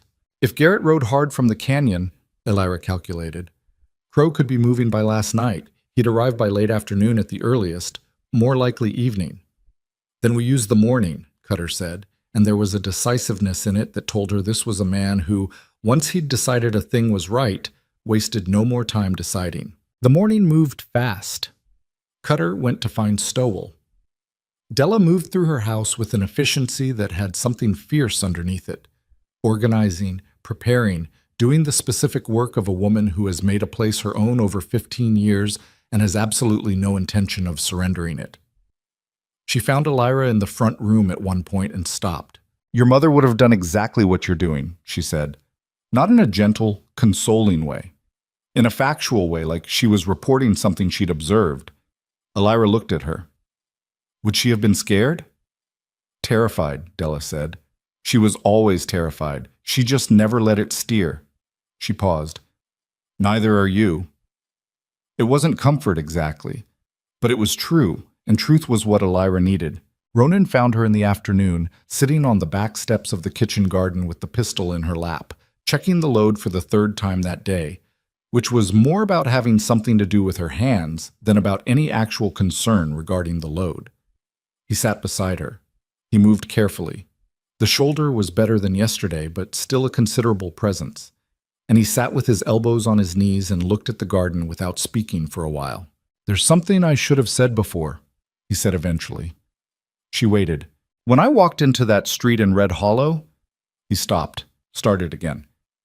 "I told you I did it because nobody else was going to. That's true, but it's not the whole truth." He looked at his hands. "I'd seen you that morning. In the general store, about an hour before it happened, you were buying something. Flour, I think. And you were arguing with the merchant about a short measure, and you were right about the short measure. And the merchant knew you were right and was trying to bluff through it, and you just..." He made a small gesture. "You stood there until he fixed it. No drama, just completely certain that right was right and waiting for the situation to catch up." She looked at him. "When I saw them walking you down that street, I thought..." He paused again. "I thought that was the same person, and what was happening to her was the exact opposite of what that person deserved, and I thought I could do something about it." He glanced at her sideways. "So I did." She was quiet for a moment. "That's a better answer than the first one," she said. "Yes," he said. "It is." The thing that had been building between them in the miles and the dark, and the difficult stretches of honesty between people who've been through hard things together, it didn't resolve into anything simple or clean right then, sitting on the back steps with a pistol in her lap. It was just there, acknowledged, given its honest shape. That was enough for now. By mid-afternoon, Cutter had 16 men. They came in ones and twos through the back of the freight yard. Ranchers, drivers, a blacksmith, two brothers who ran a sawmill operation, old Stowell himself, who was 60 if he was a day, and carried a shotgun with the authority of long familiarity. They gathered in the freight warehouse, which was large enough and private enough, and Cutter explained the situation in the plain language of a man who didn't believe in unnecessary ornamentation. Elira stood at the edge of the group and watched their faces while he talked. She saw the thing happen that she'd hoped for and not entirely counted on. The particular shift that goes through a group of people when they recognize that the thing being described is not just one person's problem, but a shape they've all seen before, wearing different faces. Two of the ranchers exchanged a look that told her Crow had reached into their lives too, in one way or another. The blacksmith's jaw set with a slowness that suggested deep and private anger finding a legitimate direction. Purcell was there, standing at the back in his capacity as a law officer rather than a man with a rifle, and he observed the gathering with the careful attention of someone who was deciding in real time whether what he was looking at was a mob or a community, and concluding that it was the latter. Ronan spoke briefly. Not a speech, nothing like that. He told them what Crow's men were capable of from practical experience, what to expect in terms of numbers and tactics, how to position themselves so that Purcell's authority was supported rather than undermined. He was specific and calm and didn't pretend it was going to be clean. The men listened with the focus of people taking information seriously because the situation demanded it. When it was done and the gathering broke into smaller conversations, Old Stowell walked up to Elira and looked at her with eyes that had seen 50 or 60 years of this kind of country. "You started this," he said. Not accusatory, just acknowledging. "My father started it," she said. "I just declined to finish it the way Crow wanted." Stowell made a sound that might have been a laugh. "Well," he said, "we'll see how he likes the alternative." Crow's men arrived at the edge of town at 6 in the evening. Not Crow himself. Not yet, but 11 armed riders that Purcell's deputy spotted from the roof of the grain store where he'd been watching since 4 o'clock. 11 was more than they'd expected and fewer than they'd feared, which was the kind of mathematics that didn't simplify neatly into comfort. They came in on the main road, which told Elira something about Crow's expectations. He thought he was riding into a town that didn't know he was coming and wouldn't be organized enough to matter. He'd built his whole operation on the assumption that isolated people were easier to manage than connected ones. And he'd sent his men in on the front road because in Red Hollow, that would have been the correct tactical decision. Harlan's Creek was not Red Hollow. Purcell met them at the edge of town with his deputy and two of Cutter's men who had sufficient presence to make the point. The rest were positioned, not hidden exactly, but placed with the specific intention of being visible enough to count without escalating into a confrontation before Purcell had the chance to conduct himself as a lawman. Elira watched from the second-floor window of the freight office, which had a clear line of sight to the main street. Ronan stood beside her. Della was downstairs with a rifle she knew how to use, positioned at the front of the building where she'd been very clear about the fact that nobody was going to come through her family's property unchallenged. She watched Purcell walk out to meet 11 armed men on behalf of one person who'd shown up at Cutter's back door 2 nights ago, and she felt the weight of that. The full, improbable weight of what a community could be when it was actually that, rather than the collection of careful silences she'd grown up watching in Red Hollow. "He's not with them," Ronan said quietly. She looked. He was right. Crow wasn't among the 11 riders. She'd expected him, and he wasn't there, and she understood what that meant. "He's coming separately," she said. "He wants to see how this lands first." "Yes," Ronan said. "He'll want to know if 11 men were enough before he walks in personally." "They're not going to be enough." "No." A pause. "He's going to know that in about 10 minutes. Below on the street, Purcell was speaking with the man at the head of the riders. She couldn't hear the words, but she could read the posture, the body language of an official conversation where one person is exercising legitimate authority and the other is calculating whether to respect it. The riders were aware of the men positioned around the street. She saw the calculation happening, saw the moment when the leading rider understood that this was not what he'd been told to expect. It took 20 minutes for the situation to fully resolve into something short of violence, which felt longer from a window and was probably the longest 20 minutes Purcell's deputy had ever spent on a rooftop with a rifle and sweating palms. The riders were told plainly that they had no legal standing in Harlan's Creek, that the woman they'd been sent to retrieve had entered the town freely and had the full protection of its law, and that their presence with this number of armed men constituted a threat that Purcell was prepared to address as such. They didn't leave. They fell back to the edge of town and stopped, which was its own kind of statement. They were waiting for Crow. He arrived at dusk. He came with 2 men, which was either confidence or theater, and he rode directly to Purcell rather than avoiding him, which told Elira that he'd processed the situation quickly and decided that confrontation through official channels was his next move. He was adapting. She'd known he would. She went downstairs. Ronan said her name once, in that quiet way that wasn't quite a warning and wasn't quite an objection, but was asking her to be sure of what she was doing. "I'm sure," she said. She walked out the front door of the freight office and onto the main street of Harlan's Creek in the long dusk light, and she walked toward the conversation that was happening at the far end of the street between Purcell and Silas Crow, and the watching men made way for her and nobody stopped her. Crow saw her coming. His face did something, a brief involuntary thing, quickly controlled, and then it settled back into the hard professional blankness he used for difficult situations. He was wearing a good dark suit. He'd ridden 40 miles in a good dark suit, which told you something about his relationship with appearances. She stopped 15 feet from him, close enough to be heard clearly, far enough to be outside the range of easy physical control. "Mr. Crow," she said. He looked at her the way he'd always looked at her in Red Hollow, with the particular assessment of a man who had decided what a thing was and expected the thing to agree. "Miss Boone, I think you understand this has gone far enough." "I understand that you rode 40 miles to tell me that," she said, "and I understand that you brought 11 men because you thought you'd need them, and those 11 men are standing at the edge of town because they found out this place isn't what you thought it was." Something moved in his face. Not anger exactly. It was more controlled than anger. "Your father has legal obligations. My father has debts," she said, "and those debts are between you and him. I am not a debt. I'm not a settlement. I'm not anything that was yours to arrange or claim, and whatever papers my father signed with your name on them, don't change that because there is no document in existence that makes a person property. Purcell was standing very still to her left. He was letting her speak, which she appreciated more than she could say in that moment. Crow looked at her for a long moment. He looked at the men positioned around the street. He looked at Purcell's careful, official stillness.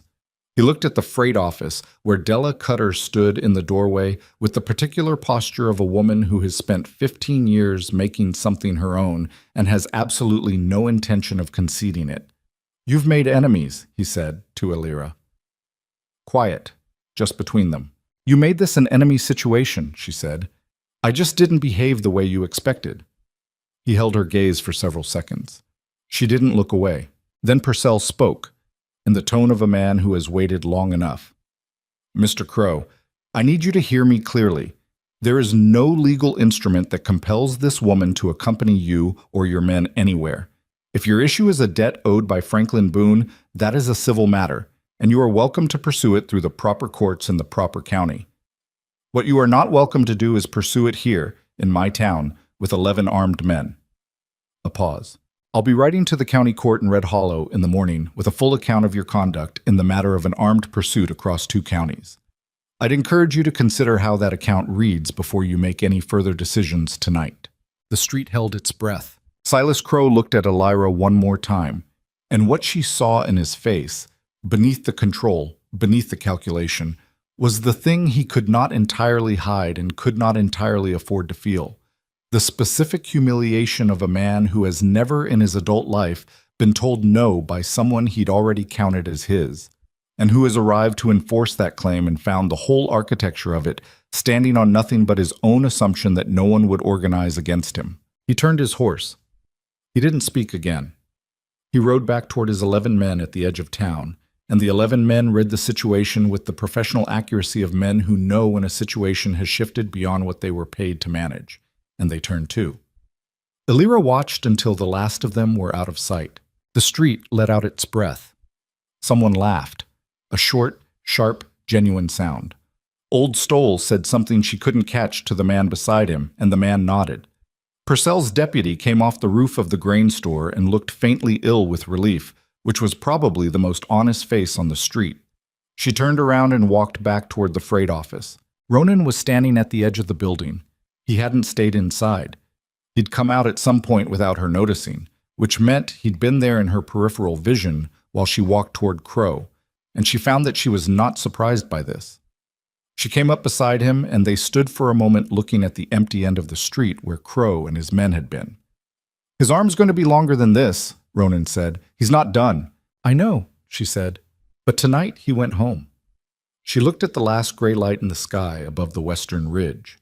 "Tonight he rode out of this town without getting what he came for, and every person on this street saw it happen." She paused. "That's not nothing." "No," Ronan agreed. "It's not nothing."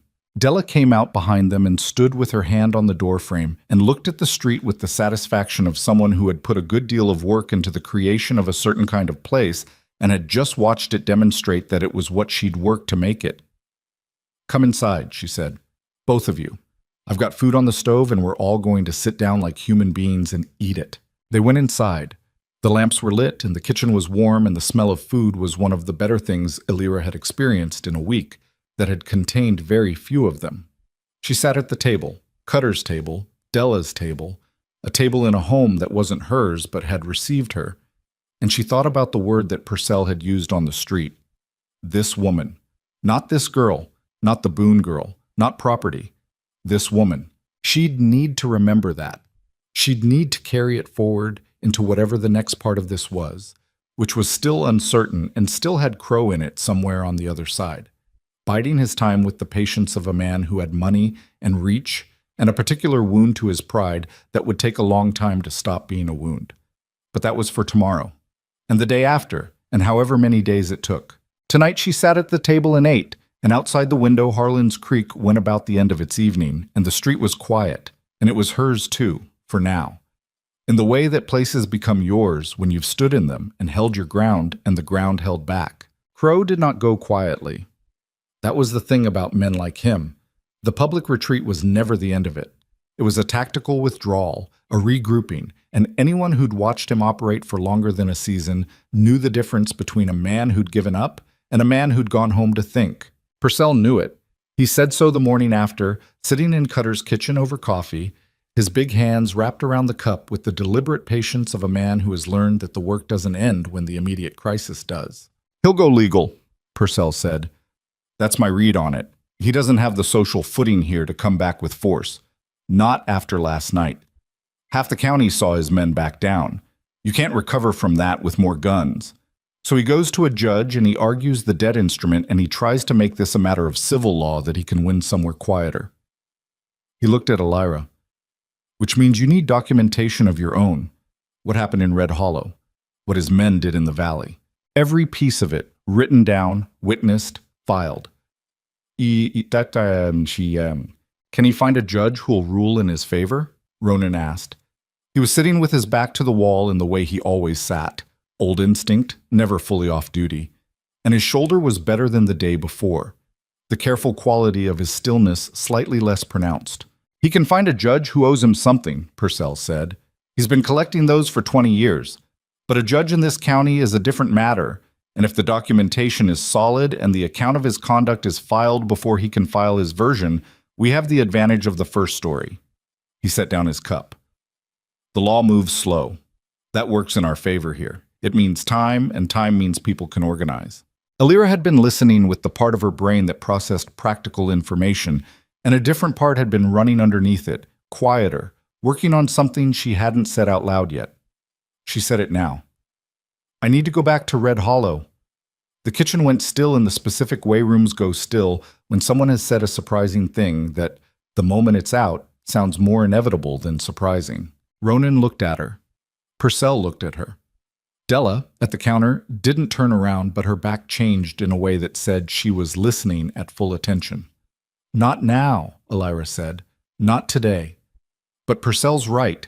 Documentation, witnesses, people who saw what happened on that street, who know what Crow's men have been doing in that valley for years. Those people are in Red Hollow. She paused. "And my father is in Red Hollow." Nobody said anything for a moment. "He's not going to fix what he did," she said, before anyone could try to address that. "I'm not going back to fix it either. But if Crow's going to make a legal argument using my father's name and my father's debt, then my father's account of what actually happened needs to exist somewhere in writing. What he signed, what he was told, it meant. Whether he understood what he was agreeing to." She looked at Purcell. "A man testifying that he was misled about what he signed changes the nature of the document. But boss..." Purcell considered this with the slow thoroughness she'd come to associate with him. "It does," he said. "Considerably." "Would he do it?" Ronan asked.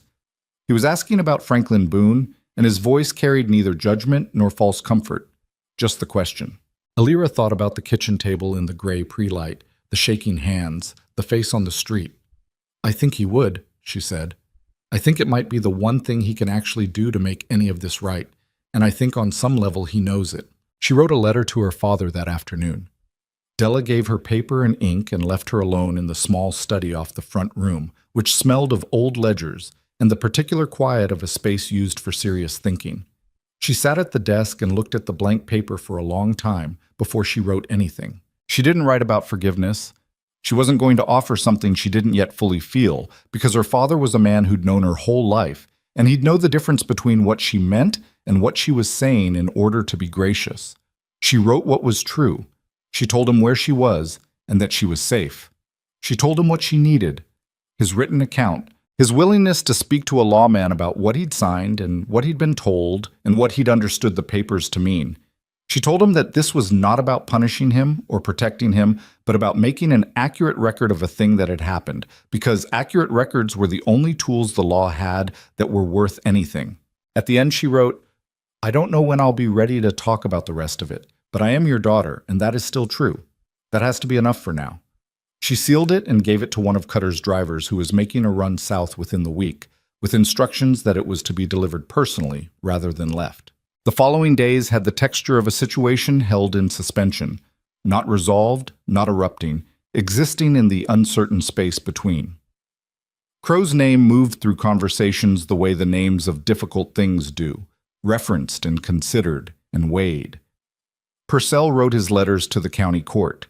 Stowell talked to his network of ranchers and freighters and settlers, and the story spread in the way that true stories spread when they've got the right shape, not exaggerated, not dramatized, just passed from person to person with the specific detail that makes a thing feel real.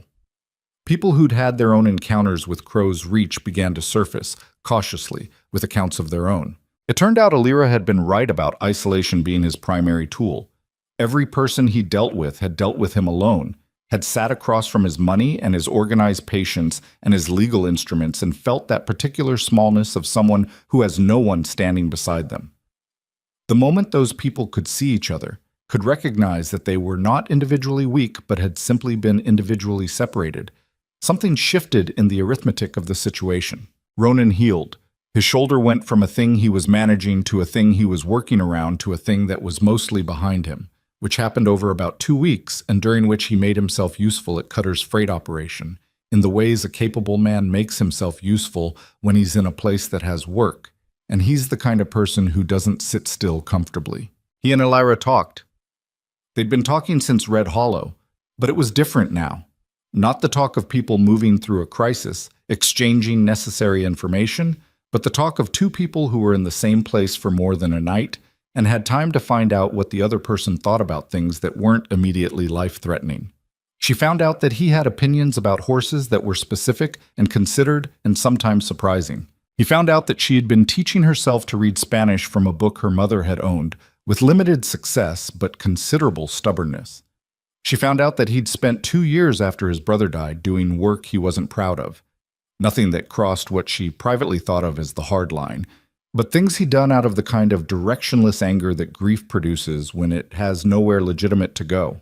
He told her this without excusing it, and without excessive self-flagellation, just as a fact about who he'd been, the way honest people talk about the less flattering chapters of their own histories. She told him things too, not everything at once, but steadily, the way trust builds when it builds correctly, not in a single gesture, but in accumulated small ones, each one a small extension of yourself toward another person, and seeing whether they handle it with care. 3 weeks after Crow had ridden out of Harlan's Creek, a letter arrived from Red Hollow. It wasn't from her father, it was from a woman named Dorothea Ames, the wife of the general store owner, someone Alira had known her whole life in the peripheral way you know everyone in a small town. She wrote to say that Franklin Boone had been to see Purcell's counterpart in Red Hollow, a deputy county sheriff named Walsh, who had more spine than Crow had given him credit for, and had given a written account of the circumstances surrounding the papers he'd signed. He'd been, she wrote, very clear and very specific, and Walsh had forwarded the account to the county court. She also wrote that Franklin Boone had left Red Hollow. He'd sold what remained of his cattle, settled what honest debts he had, and gone north to his sister's family in Wyoming, which was where he'd grown up before he'd come to Colorado as a young man. Dorothea Ames wrote this without editorial comment, which was itself a kind of editorial comment, just the fact of it offered plainly for Alira to make of what she would. She sat with that letter for a long time. He'd done it. He'd done the one concrete, useful thing, and then he'd left, which was, she thought, probably the right decision for both of them. Not forever, maybe, but for now. He needed distance from what he'd done, and she needed distance from the shape of the man he'd been when he'd done it. And the distance wasn't abandonment, it was just space. The room required to become something different from what you'd been. She wrote back to Dorothea Ames, thanking her for the information. She didn't write to her father, not yet. The legal situation with Crow moved with the grinding slowness that legal situations move with in remote counties in 1878, which is to say, it moved over months rather than weeks, and it moved through the accumulation of documented accounts and filed letters and the particular weight of a mining baron's conduct becoming a matter of public record rather than private leverage. Purcell was methodical and correct in his procedure, which was the right strategy. Crow could defeat passion, but he had a harder time defeating paperwork, especially when the paperwork was accurate and multiply witnessed and couldn't be bought because too many people had put their names to it. What eventually happened to Silas Crow was not dramatic. There was no single reckoning. There was instead a slow erosion. The kind that happens when a structure has been built on the assumption that nobody will look too closely at its foundations, and then someone looks. His mining operations faced labor disputes with newly organized workers who'd heard what had happened in Red Hollow and understood that isolation was the thing they needed to stop accepting. 3 of the ranchers whose debt he held renegotiated those debts through the county court under conditions that didn't favor him. The judge he'd been most relying on retired under the particular cloud that attaches to men who've been too visibly accommodating of powerful interests. He didn't go to prison. Alira had no illusions about that outcome being likely in a world where men like Crow knew how to stay on the near side of the line that the law actually enforced. But he became smaller. His reach contracted. The thing he'd built on fear and isolation began to develop holes that fear and isolation couldn't patch once people could see the holes. That mattered. It wasn't everything, but it mattered. She got a letter from him once, about 8 months after Harlan's Creek. It was brief, and it was written in the formal language of a man who was accustomed to communicating through legal instruments and had applied that register to a personal situation, which made it read oddly, but also made it, paradoxically, feel genuine, like he was reaching for precision because he couldn't find the right emotional vocabulary. He wrote that the debt had been restructured through the court to exclude any arrangement involving her specifically. He wrote that he considered the matter settled as far as he was concerned. He wrote, in the last line, that he hoped she was well. She read it twice and then set it aside. She didn't respond. What she was building in Harlan's Creek over those months was not simple or clean. It had the roughness that real things have. She worked for Cutter's freighting operation in the mornings, keeping accounts and managing the correspondence that James Cutter was very good at neglecting, and in the afternoon she worked on the things she'd been thinking about since she'd sat in Purcell's office and heard him say those 2 words, "this woman," as if they were perfectly ordinary, which was the kind of ordinary she intended to make her permanent standard. She was putting together a reading school, not an organized institution with a building and a seal, just a practical arrangement where children in the valley who weren't being reached by the existing school, which was underfunded and overcrowded and 12 miles from the outlying homesteads, could learn to read. She used Della's front room on Tuesday and Thursday afternoons, and she had 7 students by October and 11 by spring. And 2 of those 11 were adults who'd never been taught and who came in the evenings with the particular combination of determination and self-consciousness that adults bring to learning something they'd been told they should already know. She was not a perfect teacher. She had a tendency toward impatience when she thought a student was capable of more than they were attempting, and she had to consciously moderate that because impatience was useful for herself and counterproductive in a classroom. She made mistakes and corrected them and kept going, which was the only teaching method that actually worked. Ronan stayed. She didn't ask him to, and he didn't announce it. He just didn't leave. And after a while, the not leaving had settled into simply being present. And being present had settled into being part of the shape of the days. He was writing for Cutter by December, which gave him legitimate standing in the community as something other than the man who'd arrived with Elira, and he was good at it, good with the horses, good with the difficult clients, good with the kind of logistical problem that required someone to stay calm and think clearly when there was pressure to do neither. There was an evening in November when the first real cold of the season came off the mountains, and they were both sitting on the back steps of Cutter's house, which had become, in small ways, also their house, in the way that families absorb people who belong there, watching the last light go out of the sky. She'd been thinking about something she wanted to say, and she'd been working out how to say it for several days. "You could have left," she said, "after Red Hollow. After the valley, even. When Garrett got away, you'd done more than anyone had any right to expect. You could have left." He was quiet for a moment. "I know. Why didn't you?" He turned the question over in the way she knew now as genuinely thinking, not performance. "Because I didn't want to," he said. "Because I woke up the morning after Harlan's Creek, and I was in a place with people I respected and work that made sense, and a reason to be somewhere that had nothing to do with being in motion for its own sake." He paused. "And because you were here." She looked at him. The November sky was going the color of iron above the mountains. "That last part took you a while to get to," she said. "I'm working on saying hard things directly," he said. "It's a process." She took his hand, not dramatically, just reached across and took it, The way you do when you've decided something and don't feel the need to make a production of it. His hand was rough and warm, and he didn't pull away or make it into more than it was. They sat like that while the last light went out of the sky. The thing she'd learned in the months since her mother's dress had gotten dusty on a Red Hollow street was that the story people told about you was not the only story. There was the story Crow had told, which was that she was a thing to be acquired, a debt to be settled, a girl to be managed into the shape of what he'd decided he wanted.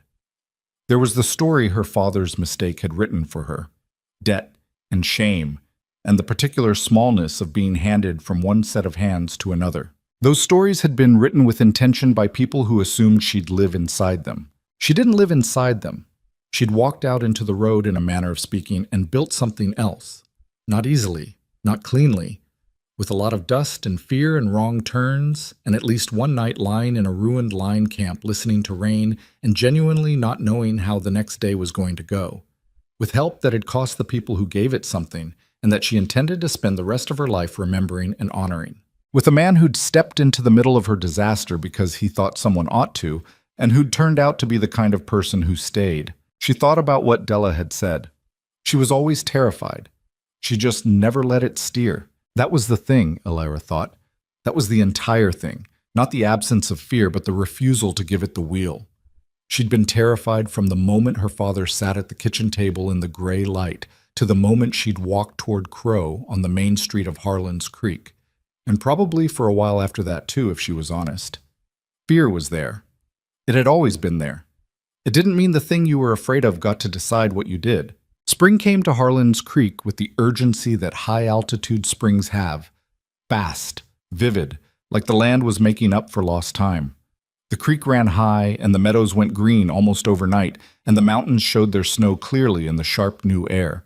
Her school had 13 students. She'd hired an assistant, a young woman named Lupe, who'd come up from the southern settlements and who was considerably better at patience than Elira and considerably better at Spanish, which was useful when dealing with the families who'd settled the western end of the valley. She and Ronan had taken on a small house that Cutter owned at the edge of the freight property, a practical arrangement that had grown naturally out of the preceding months and that Della had observed and quietly facilitated without making any pointed observations, which was her way of showing approval. The house was drafty and had a fireplace that needed work and a kitchen garden that had been let go and was going to take a season to put right. She was putting it right. She went out in the early mornings before the students arrived, while the air still had the cold edge of the night before, and she worked the soil and thought about her mother's garden and talked to the plants in a low murmur that she would never have admitted to in company, but which felt, in the privacy of the early morning, like something she was owed. Tomas Serrano came through Harlan's Creek in April, on his way north for reasons that had to do with his own family's affairs, and he came to find them because that was the kind of man he was. He sat at their kitchen table and drank the coffee Elira made, which was better than camp coffee and worse than Della's, which was an honest assessment, and talked with Ronan about the situation in the Southern Valley, the way men who've been through something together talk about it, with the shorthand of people who share a reference point. His boy, he said, the one who'd gone up the ridge with a glass. He'd decided he wanted to be a lawman, had written to the county seat about the process for becoming a deputy. He'll be good at it, Ronan said. He'll be careful at it, Tomas said, which is better. When Tomas left, Elira stood at the fence and watched him go and felt the particular thing you feel when you see someone who was part of a hard stretch of your life moving on through their own life. A gratitude that had no adequate expression, but that was real and specific and something she hoped he could somehow sense. Her father wrote in May. A real letter this time. Not the formal legal register of the previous one, but something closer to his actual voice, which she recognized even after everything because some people's voices travel intact through the written word and his always had. He was in Wyoming, working for his sister's husband's ranch operation. He was sober, he wrote, which she knew cost him something to put in a letter because he'd never been a man who admitted to needing to be. He asked nothing of her. He said he'd heard she'd built something in Harlan's Creek and that he was glad of it. She wrote back, not much, 2 short paragraphs that said she was well and that the school was growing and that she was glad he was working. She didn't say she'd forgiven him because that was still a thing in progress and she refused to lie about it. But she wrote back, which was itself a kind of answer about where they were. Some distances close gradually. Some never close all the way, and you learn to live with the shape of the gap rather than either pretending it isn't there or letting it define you. On the last Saturday of June, Elira and Ronan got married in the front room of Della and James Cutter's house, in a ceremony performed by the Justice of the Peace, a practical, unremarkable man who'd married half the county over 20 years and did it with a straightforward competence that suited them both. Purcell was there.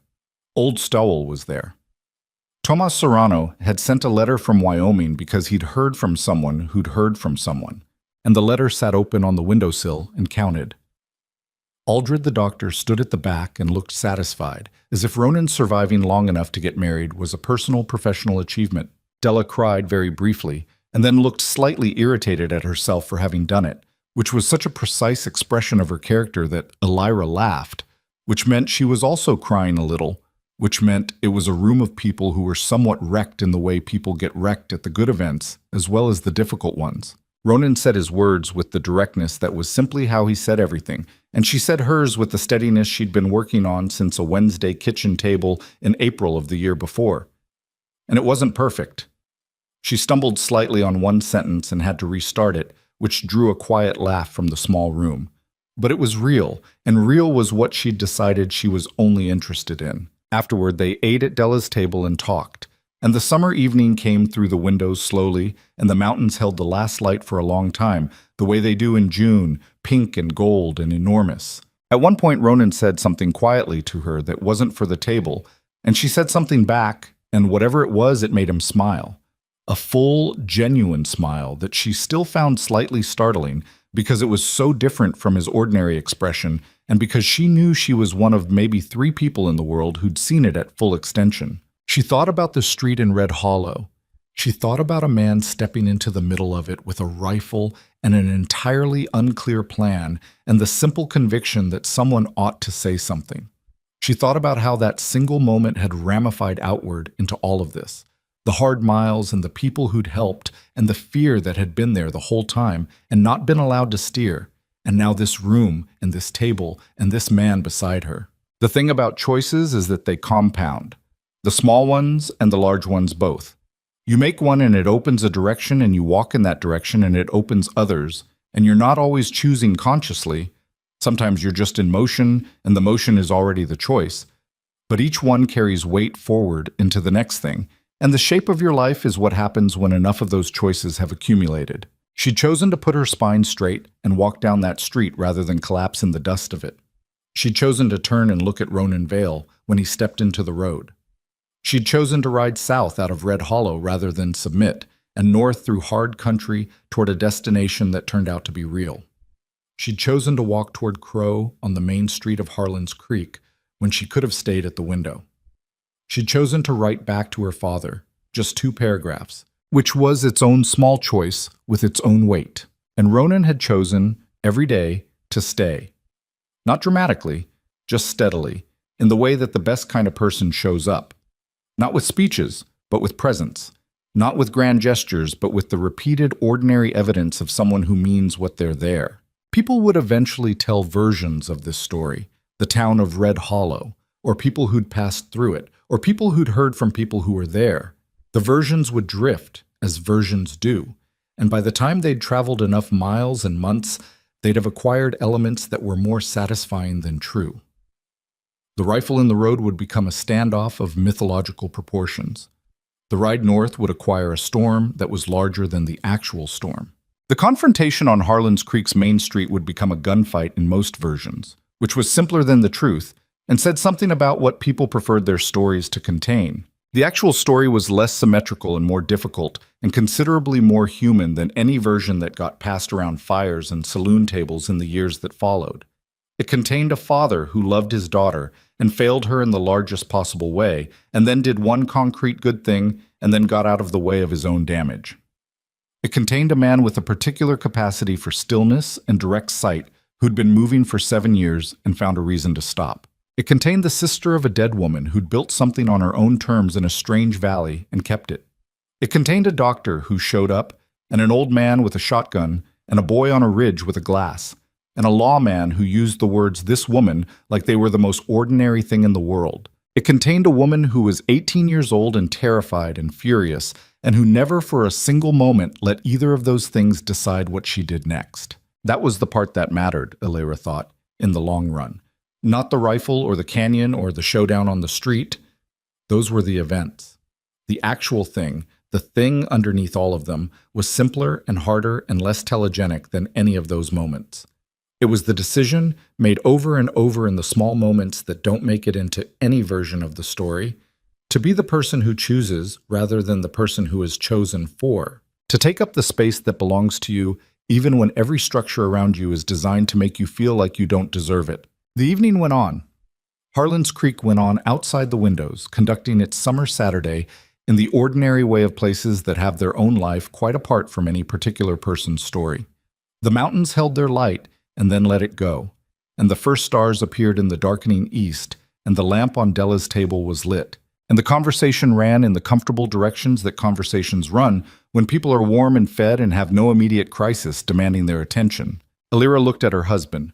That was the new word, one she was trying out internally, feeling its weight and its implication.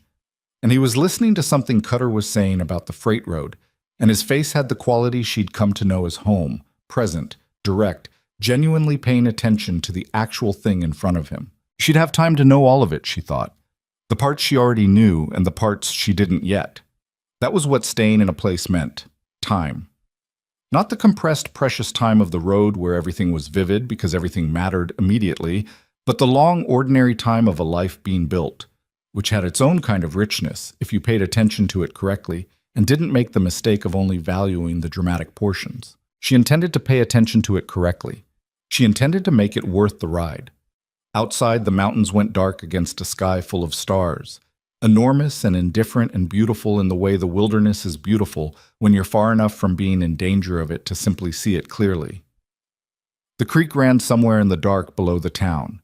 The horses moved in the corral. And inside the lamp-lit room, in the middle of a life she'd built from what she'd carried and the people who'd chosen to stand beside her, Elira Vale sat at a table that had become hers and felt not finished, never finished. There was always more ahead, but arrived. That was enough. That was, in fact, everything.